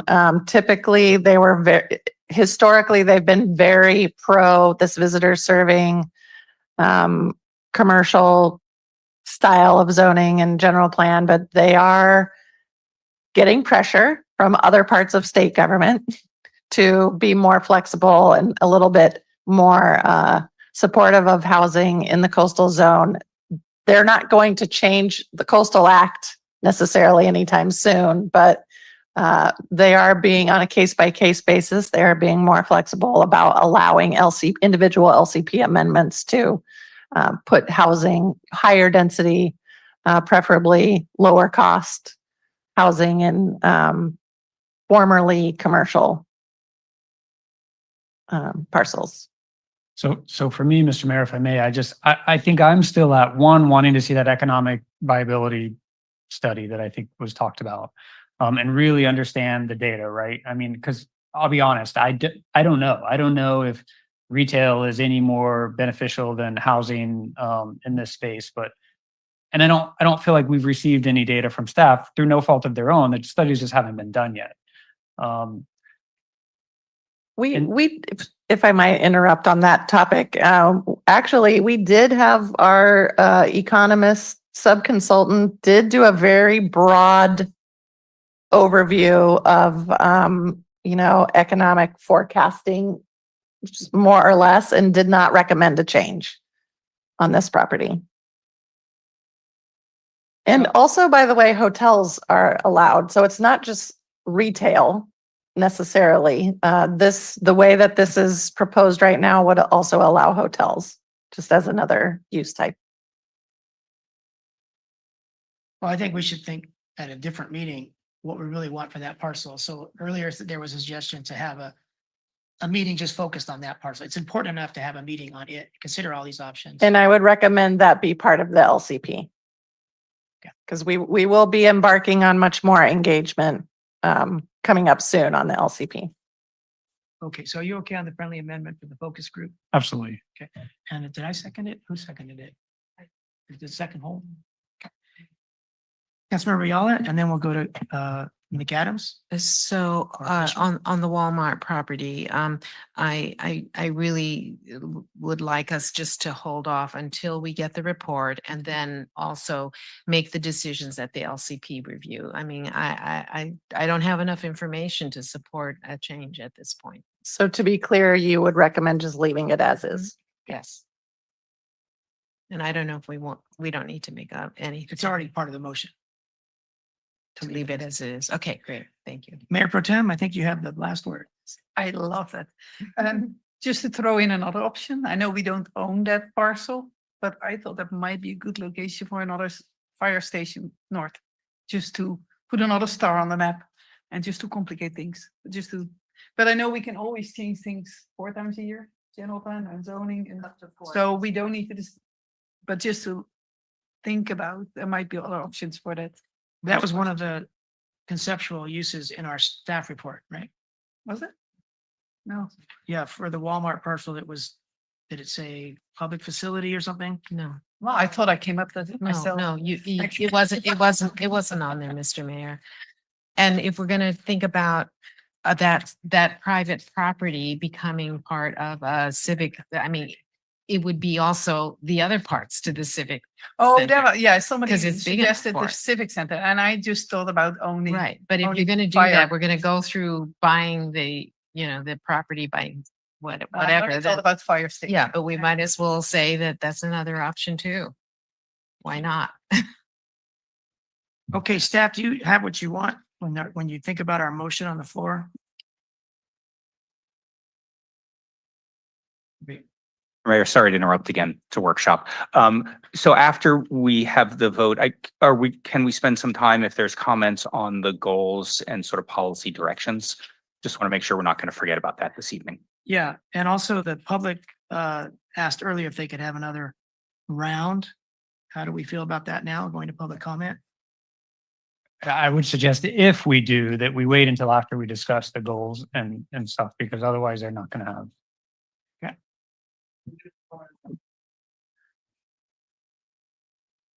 Yeah, I think that's kind of what they would want before we make a vote on the major issue tonight. Okay, so I would like to have public comment again, but I'm 1 of 5. I hear McAdams saying no. I mean, it's not part of our process, so I would lean no. If we did, I would want that just to be, the only time, then there's no So 2 opportunity. no's, for 1 the- yes. How are we over here? No? It doesn't matter what you think. That's right. You'll be neutral. So it's 3 to 1 to 0. All right. So now we're going to vote on the motion on the floor. All in favor, please say aye. Aye. Aye. All opposed, please say no. So that motion passed unanimously.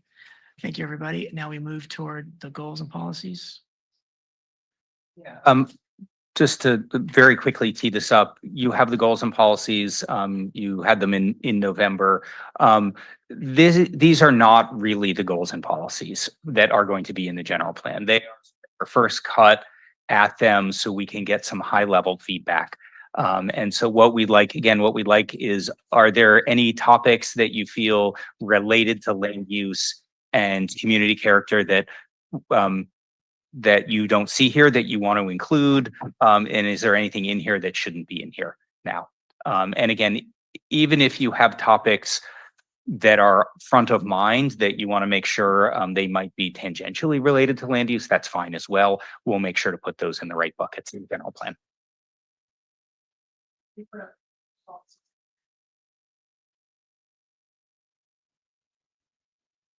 Policy research in each one of these. So the policies you're asking us for are the overall policies. The overall policies and each set of policies.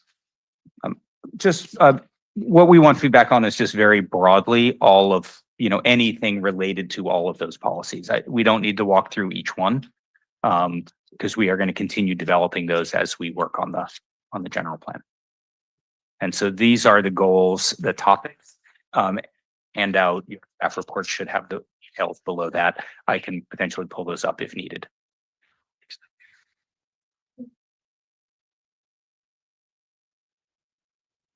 there was another one that the first goal was sustainable.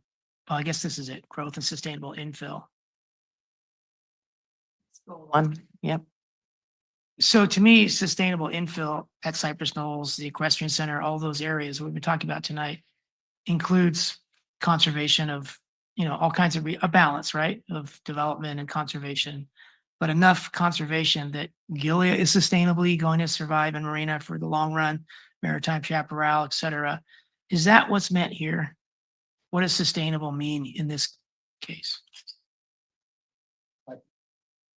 Yeah, it means a couple of things here. It is a broad term. The handout has a little bit more detail, but essentially it's continuing to focus development on infill within the city rather than pursuing outward expansion. It's mitigating the impacts of development within the urban growth boundary on biological resources and balancing growth with habitat conservation, restricting development on areas where there's kind of serious threats, and then making sure that there's appropriate buffers between sensitive areas and sensitive habitats and development. So it sounds, Mr. Mayor, like your question pertains directly to B, the second. This Item. is mitigating the impacts of development to have a balance with habitat conservation. Yep. Yes, that's Yeah. true.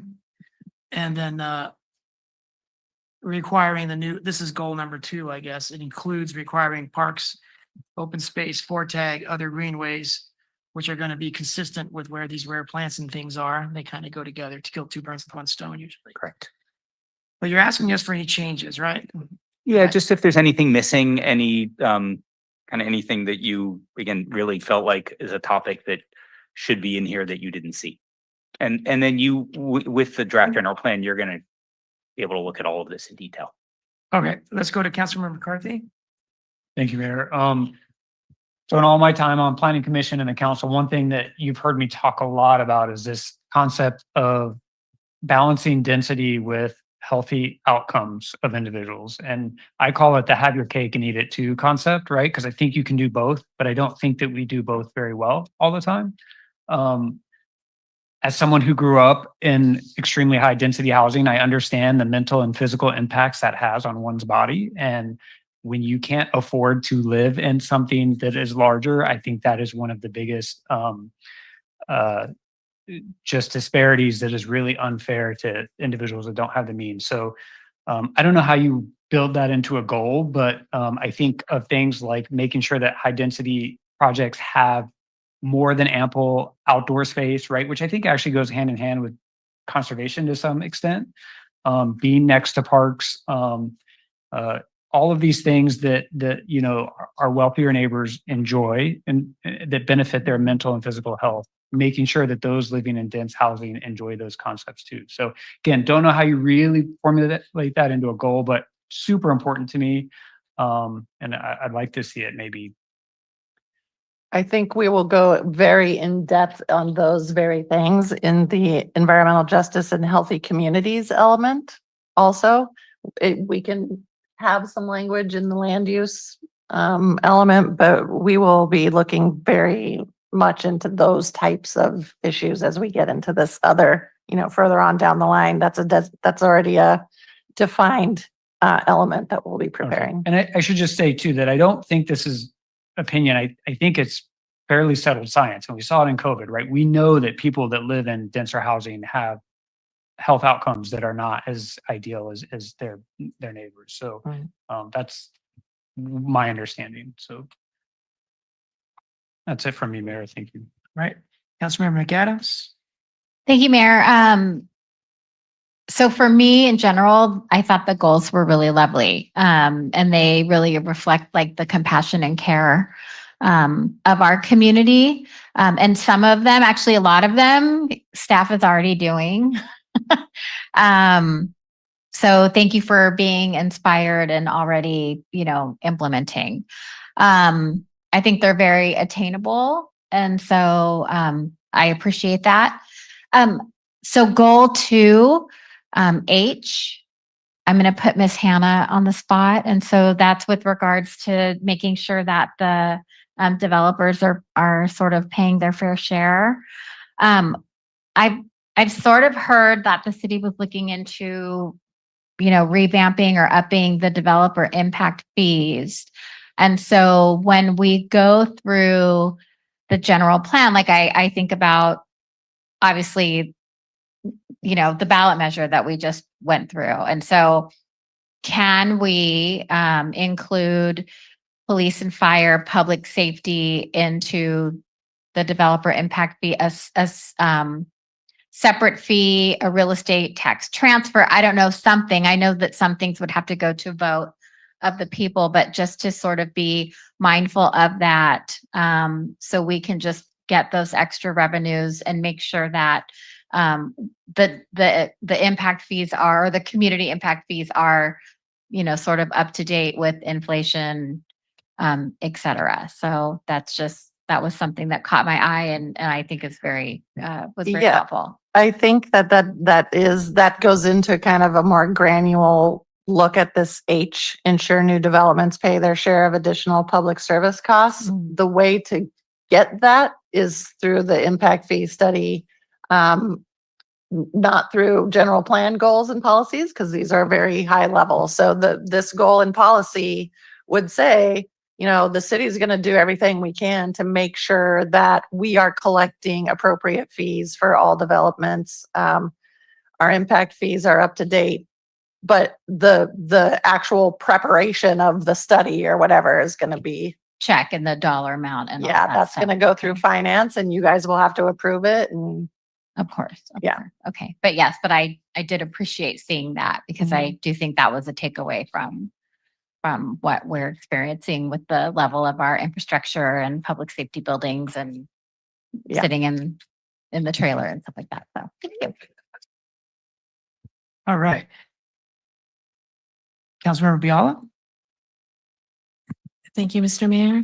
So one of the things I had originally submitted an addition to the goals was kind of along the comments from Brian McCarthy, Councilmember Brian McCarthy, in looking at applying DEI principles and particularly outreach to marginalized communities where we have designated developments and that kind of stuff. Because I know Councilwoman Vischer and I on one of the affordable housing units, we really looked at helping edit the flyers that went out so that people in marginalized communities wouldn't feel intimidated by the language, by the pictures of big houses, like I could never afford that kind of thing, as well as talking to the property managers about their outreach and follow up about how many people of color were actually interviewed. And I was very relieved to say that this particular one was really done well. But it might be still, and I know that we talked also about those kinds of things coming up in the elements on environmental justice and that kind of stuff. But since we're saying here, build new neighborhoods thoughtfully, is there any way we can put something like ensure access and outreach to marginalized communities on affordable units or something like that? So it kind of, encompasses that there. I think now that we're talking about it in this context, I kind of get where you're going a little bit better. And I think we could add an I that just says what you just said, to ensure that Access, marginalized, and not outreach, just for yeah. affordable housing, for Right. For any- everything we do. Okay. And I think that's a very reasonable policy. Okay, great. So maybe ensure access / outreach to marginalized communities of color, not Well, putting what specifically for, just anything. Yeah, anything, under this large Thoughtful goal of, we're trying to design and build new neighborhoods. As part of that, we're going to do all these steps. Okay, great. And that will be included. Great. Thank you very much. Mayor Pro Tem Vischer? Thank you. Yeah, thank you for that. And it should not be only people, communities of color, because there's also white. Yes, yes. So all colors. Yes. And I cannot find it anymore. I thought there was somewhere that it says, connect neighborhoods together, walkable. Mhm. And I know I read it, so I cannot, but anyway, and, all the goals we have. This is not a question. Yeah, that's at all cul-de-sacs. I thought it was also Yeah. neighborhoods, connect the neighborhoods together. And so this is not a question, more a remark that we need to make sure that those pathways are not blocked. Like I know at least one that's blocked by the developer. Well, it's supposed to be a connection. So, and also the other thing that I highlighted was, Can we just take out this? yeah, if you take out all the cul-de-sacs, then it's probably already. Can you read it and refer to the goal? No, because it says on, It's goal number 2. oh yeah, D, required. require connecting pedestrian and bicyclist paths. So that's going to be for new cul-de-sac. Yeah, so that's. so- We can't. Somewhere else, it was about connecting neighborhoods. We can. Add something about enhancing connections between neighborhoods, Yes. overall. I might have read. Yeah, earlier on. I think it's. Overall, We'll figure yeah. out where to. Yes. And then we need to make sure that those don't get blocked later on. if there's a specific one you're talking about, let me know I will let you know, directly and I'll yes. work on it. And the other thing I highlighted, because just like Councilmember McAdams, I really like them all. And here it says highlight and preserve public views of the coastline.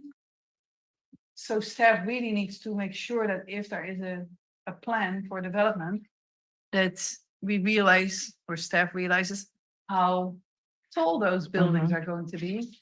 Because it's disappointing for me that the Hilltop Park, which was a goal to always have a view of the bay, we can hardly see the water, and in a few more months, years, we will not be able to see the water. Mhm. So we can have goals and we can have policies, but if we don't check how tall construction is going to be, we might miss out. And this is very important. Yes. Well, the goals and policies are a starting point, and then the specific plans happen. And then, yeah. So. Yep, We can so- have a policy to require, view studies from certain locations Yes, I really like to make sure that any new development that could block it has that to they do a view check it study. With the Yeah. goals, yeah, From key locations. yes. Thank you. Yeah. Okay, the only thing I have is on goal number 7, it talks about gateways. And the text is fine. It has the graphics of some stars where gateways are. And one star is where 7-Eleven is. Well, that's not true. One star is where Reservation Road on-ramp and off-ramp are at Highway 1 by the beach. But then if you look at the Walmart property we're talking about, it's quite a ways to the east from there, and there's no star. So we've got a gateway, retail, et cetera, but not where it's even mapped here. So why isn't there a star on our gateway regional property? Yeah, these are really referring more to actual signage and wayfinding things more than a property per se. And actually, this is already underway with Bianca. Right. This is kind of superseded now by Bianca's work on our official gateway plan, which follows this. We tried to follow that that gateway at Reservation and Highway 1. I'm not sure if that's still in the current gateway site. If it wasn't in the current, or even if it was, what does that say about calling the Walmart 5 acres a gateway? When you're even taking away the star that's a quarter mile to the west of it. Yeah, again, I recommend just removing the word gateway. Right. From Okay. that, from I'm not sure that Mr. would Talon's I'm not property. sure that would make the property owners happy, but it's in the right direction. Yeah. Okay, then we go to the gateway at 8th Street Bridge, Mhm. and First Avenue. And it's right there at that intersection. But the Arts Habitat Village that we toured a couple nights ago, would you consider that part of that gateway? Having a mini park plaza complex there? At that building? I wouldn't personally consider that a gateway because it's a destination. It's not really passing through. Okay. That's how I personally would. Well, that 8th Street Bridge is not really passing through either. It's a, it's kind of an appendage. You go across that bridge, it's a dead end. Yeah. You come across that bridge and you hit that Arts Village. There's no other thoroughfare road. And Yeah. then when Those we- are destination.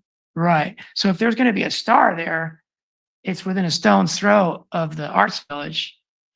And I'm just not sure if you intend the Arts Village property to be part of that gateway. It sounds like you don't, but I'm wondering if maybe it should be. But those are really details that aren't. Yeah, I think as a goal, this is really intended just to point out some locations where we want to, like this says, reflect the historical significance of Fort Ord. So when development does come in there, or redevelopment or new development, we consider in design or, design elements or signage that new development is proposing, that we consider this policy about creating a reflection on historic Fort Ord. And I Yeah. think So, that's what the green stars are. so if you move that green star a little bit to the southeast, it would be consistent with all the talk of a military museum in that arts habitat building. Whereas right now, it looks like we're talking about the bridge intersection with 8th Street Yeah. and not the Arts Village. But it would later on, if we did move it to the southeast, later on, we could refer to that as justification for the military museum because it's part of this gateway trying to honor military. But I'm sure we can come back to that on a future date. Okay, let's go to Councilman McAdams.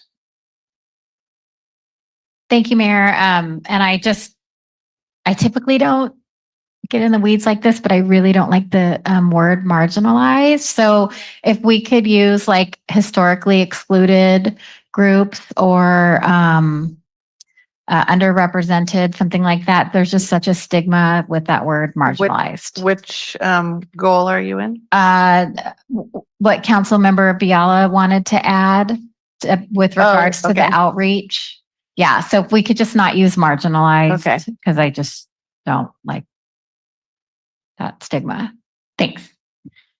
And I guess I was off the mark that we should put the historical significance red star, not the gateway star, at the arts habitat if we're going to do a museum there, a military museum.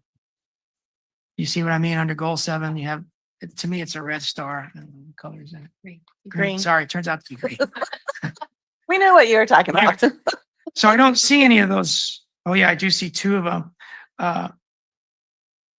Why are they where they are? Because it looks like the southern one's not even in our jurisdiction.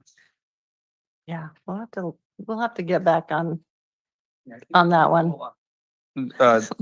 We'll need to dig deeper into the map with this for specific locations. The idea really is that either when you're entering the city or when you're entering a unique area of the city, that there's some sense of arrival in some way, whether it's through signage, whether it's streetscape. Yeah. You sort of, you're entering. But And that's the gateway. I'm talking about the military significance.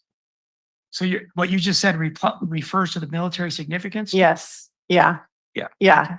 It's both it's a gateway into the city that is reflective of military significance. It's a little confusing. And I think now that Yeah. I'm saying it, we need to relook at it Yeah. in terms of how that's described. Okay. All right. Yeah. We'll do a little more work on this particular. All right. Councilman Biala, you have the last word now. Okay, just really quickly on that. We're talking about the Arts Village and the museum, possibly 10 plus years away. And so I would, right now, if you put up a sign, there's nothing there and there may not be anything there for 10, 15 years. This would be related to development when it happens. We would want to have Yes. some kind of reflection. Yes, but I don't know that that's good for a gateway right now. I think we need to wait a little bit on that. So as far as a motion, do we have any changes besides the marginalized to something else? Were there other changes? I know, Let's but see. I know there's not a motion, but now that we're about to make a motion, was there any other change that was suggested? besides that Didn't one word. Didn't you have something? No. I'm not sure that we need a motion for the One goals. word. Mhm. Oh, Connecting neighborhoods. sightlines. Yeah. So we don't need a motion for the goals and policies. It's just, you're just providing us direction on some of these things. Okay. City attorney, you agree? 100%. Okay. All right, then let's go to public comment. And since everybody's repeated their goal, though, I just say the one about healthy outcomes and density development. Yeah. Don't forget it. All right, thank you. So what's the scope of the public comment? Is it on the goal? Is it on the whole thing they heard tonight? I think it's up to the council. Well, I just have it open then to the, what we've heard tonight. Okay, I was all thinking right. goals. I was thinking goals. Yeah. Okay, so two people say goals, goals. There's probably not a whole lot, so I'm fine with anything, but. Well, Maritime chaparral and the goals. I can stick to just goals. Oop, my screen just shut down. Give me a second. There it is. Biodiversity conservation is only represented in the goals as an indirect consequence of development through the wording mitigate impacts of development within the urban growth boundary on biological resources. It should be recognized in its own right. I suggest that one of the goals is to recognize, protect, preserve, and celebrate Marina's endemic and sensitive habitat and plant and animal species. This stuff doesn't take care of itself. Weeds invade, it needs to be cared for, and it should be encoded into the spirit of the city that we understand and care for our unique biodiversity and the places where it occurs. Thanks. All right, thank you, Fred. Again, Amanda, again from Monterey Audubon Society. I independently came up with that same idea, actually, but I was going to say prioritizing as a goal or policy for the general plan, incorporating wildlife corridors to connect up the west side or maybe north. I get confused at this part in the bay where we are, but you know, the one side of the highway with the national monument, trying to create corridors to connect up those habitats being a priority. It's an option, and I think it's really important. Thank you.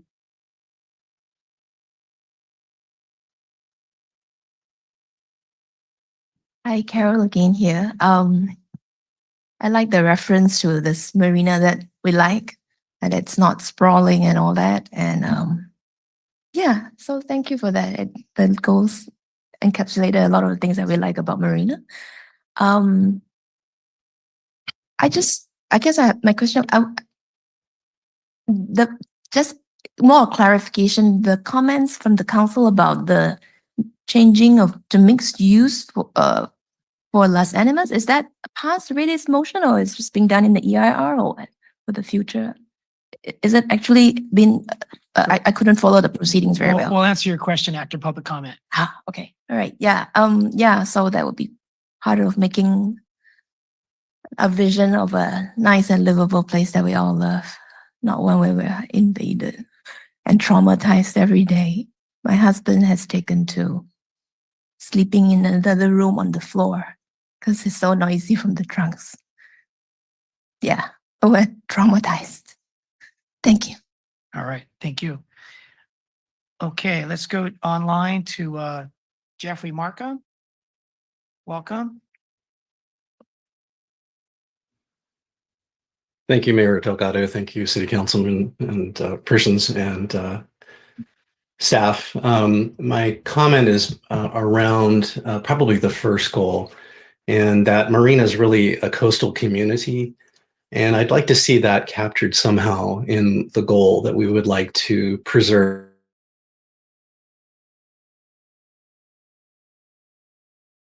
Largely been relegated to the coastal zone regions, but to me, that's kind of an arbitrary demarcation.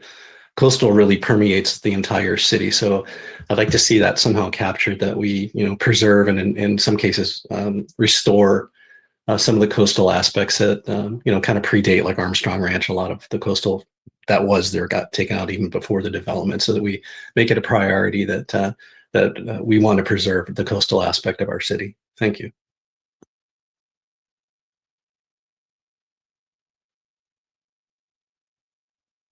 Okay, don't see anyone else online raising their hand. So we'll go ahead and close public comment. To answer Carol's question, the motion that passed earlier designated the Los Animas property as mixed use. Was that a change, or was that what staff recommended? That was a change. Yeah, okay.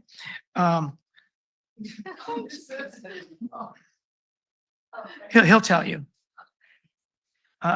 Okay, so what I just heard from the public were a couple of things that I agree with. Jeff Markham said preserve, restore. I added some words, coastal natural resources and view sheds, which gets sort of to what Elizabeth was saying. So I think that would be good under goal number 1, where it talks about focused growth, sustainable infill, talks about mitigation, habitat conservation balance. But I agree, it doesn't go very far enough. It doesn't put us in the proactive position of celebrating our natural resources. It puts us in the reactive position of trying to retain natural resources in the developments and not develop so much that we lose our natural resources. That's kind of a reactionary stance, which is fine because you need that too. So I would propose that we add 3 E, F, and G, however you want to label them, on page 84, the focus growth, sustainable infill. 1 would be preserve, restore coastal natural resources and view sheds. 2 would be recognize, preserve, celebrate, and maintain endemic habitats and species in Marina.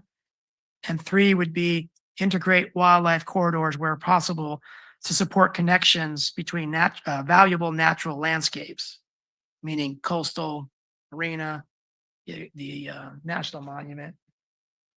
So I would like to make a motion that we add 3 elements, E, F, and G, to page 84's goal number 1.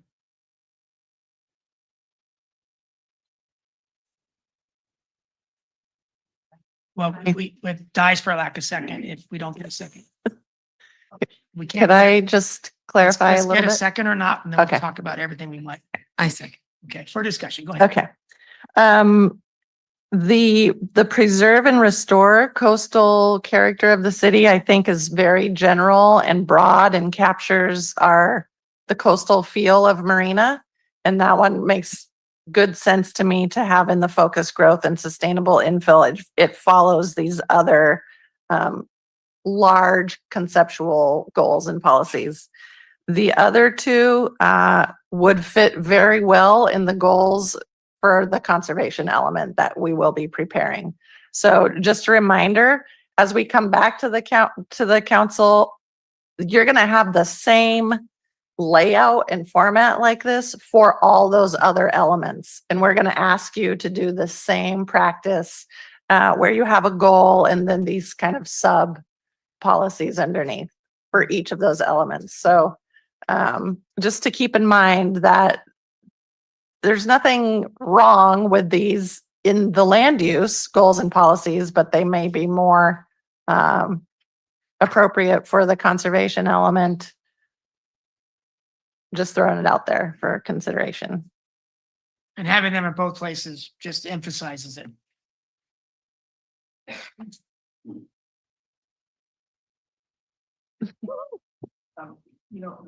But I think for us this evening, again, it's up to the council what you want to do. For us this evening is getting the feel of what you want overall, and then us figuring out sort of where that goes in the best place. Typically, we don't repeat things multiple times because it gets confusing. So, I think what I would recommend is that we take the ideas, all of which are great ideas, and then make sure that they're really highlighted. And I hear the point being made about and I don't disagree that the tone of how this is written is about preserving resources related to development, and that was intentionally so. Maybe we could change the tone of how that policy is written so it's more balanced about conservation. So maybe instead of what I was going to interject, you could say in B on page 84 under goal 1, with habitat conservation that recognizes, preserves and celebrates our endemic habitat and species. Yeah, we could do some Something language like like that. that. Yeah. Can I add on some? So, first you, so B would be one, and I would like to see the words as, Allison said, preserve, but also add protect and restore. So that those are three really general, I think, important ones, but followed by what we have here about mitigating. Because this is about development, and I just want to make sure that we're gonna stress the balancing growth. So B would be the one where we add preserve, protect, and restore, and then C would be the mitigate impacts for the of development.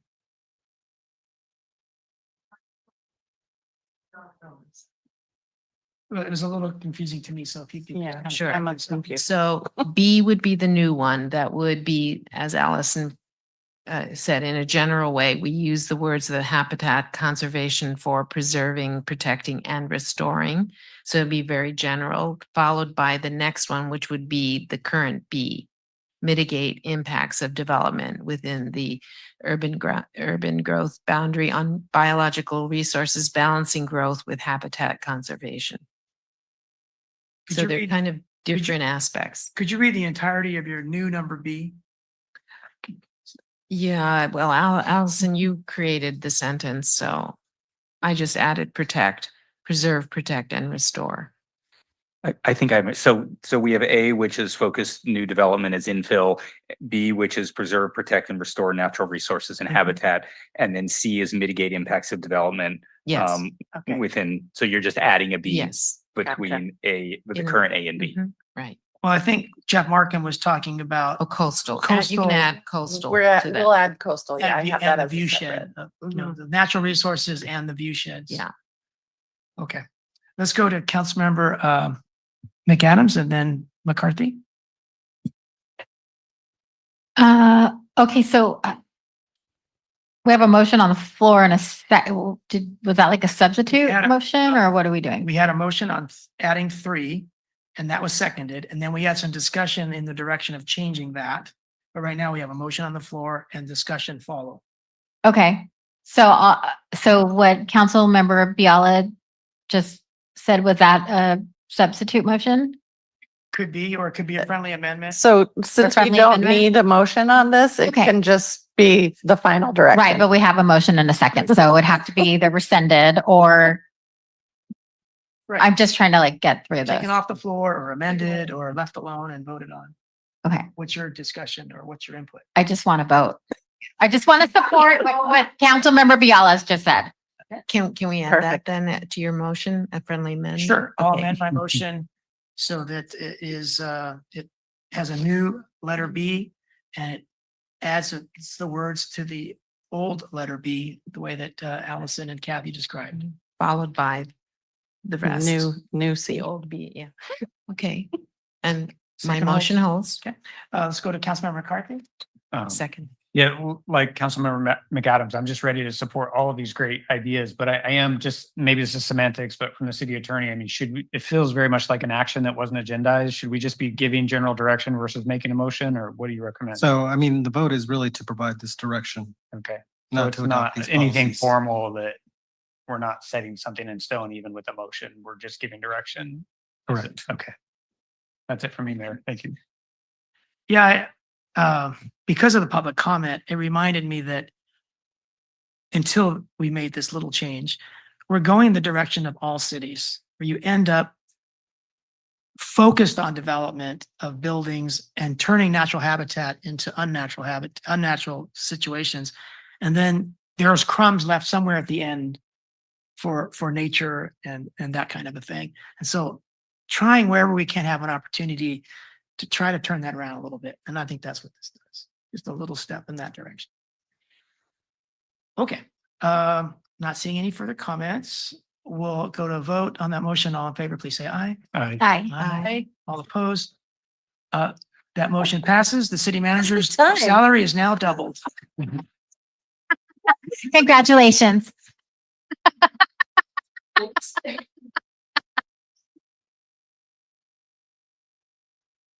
Were your ears burning, Lee? Okay, do we have any other business tonight? All right, thank you, Matt. Thank you, Allison. Thank you, Belinda, the wizard behind. Very much. That was great. Really good discussion. Thank you, Fred, behind the door.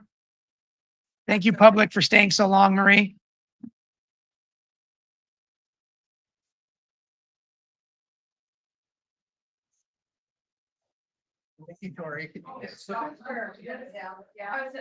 Recording stopped.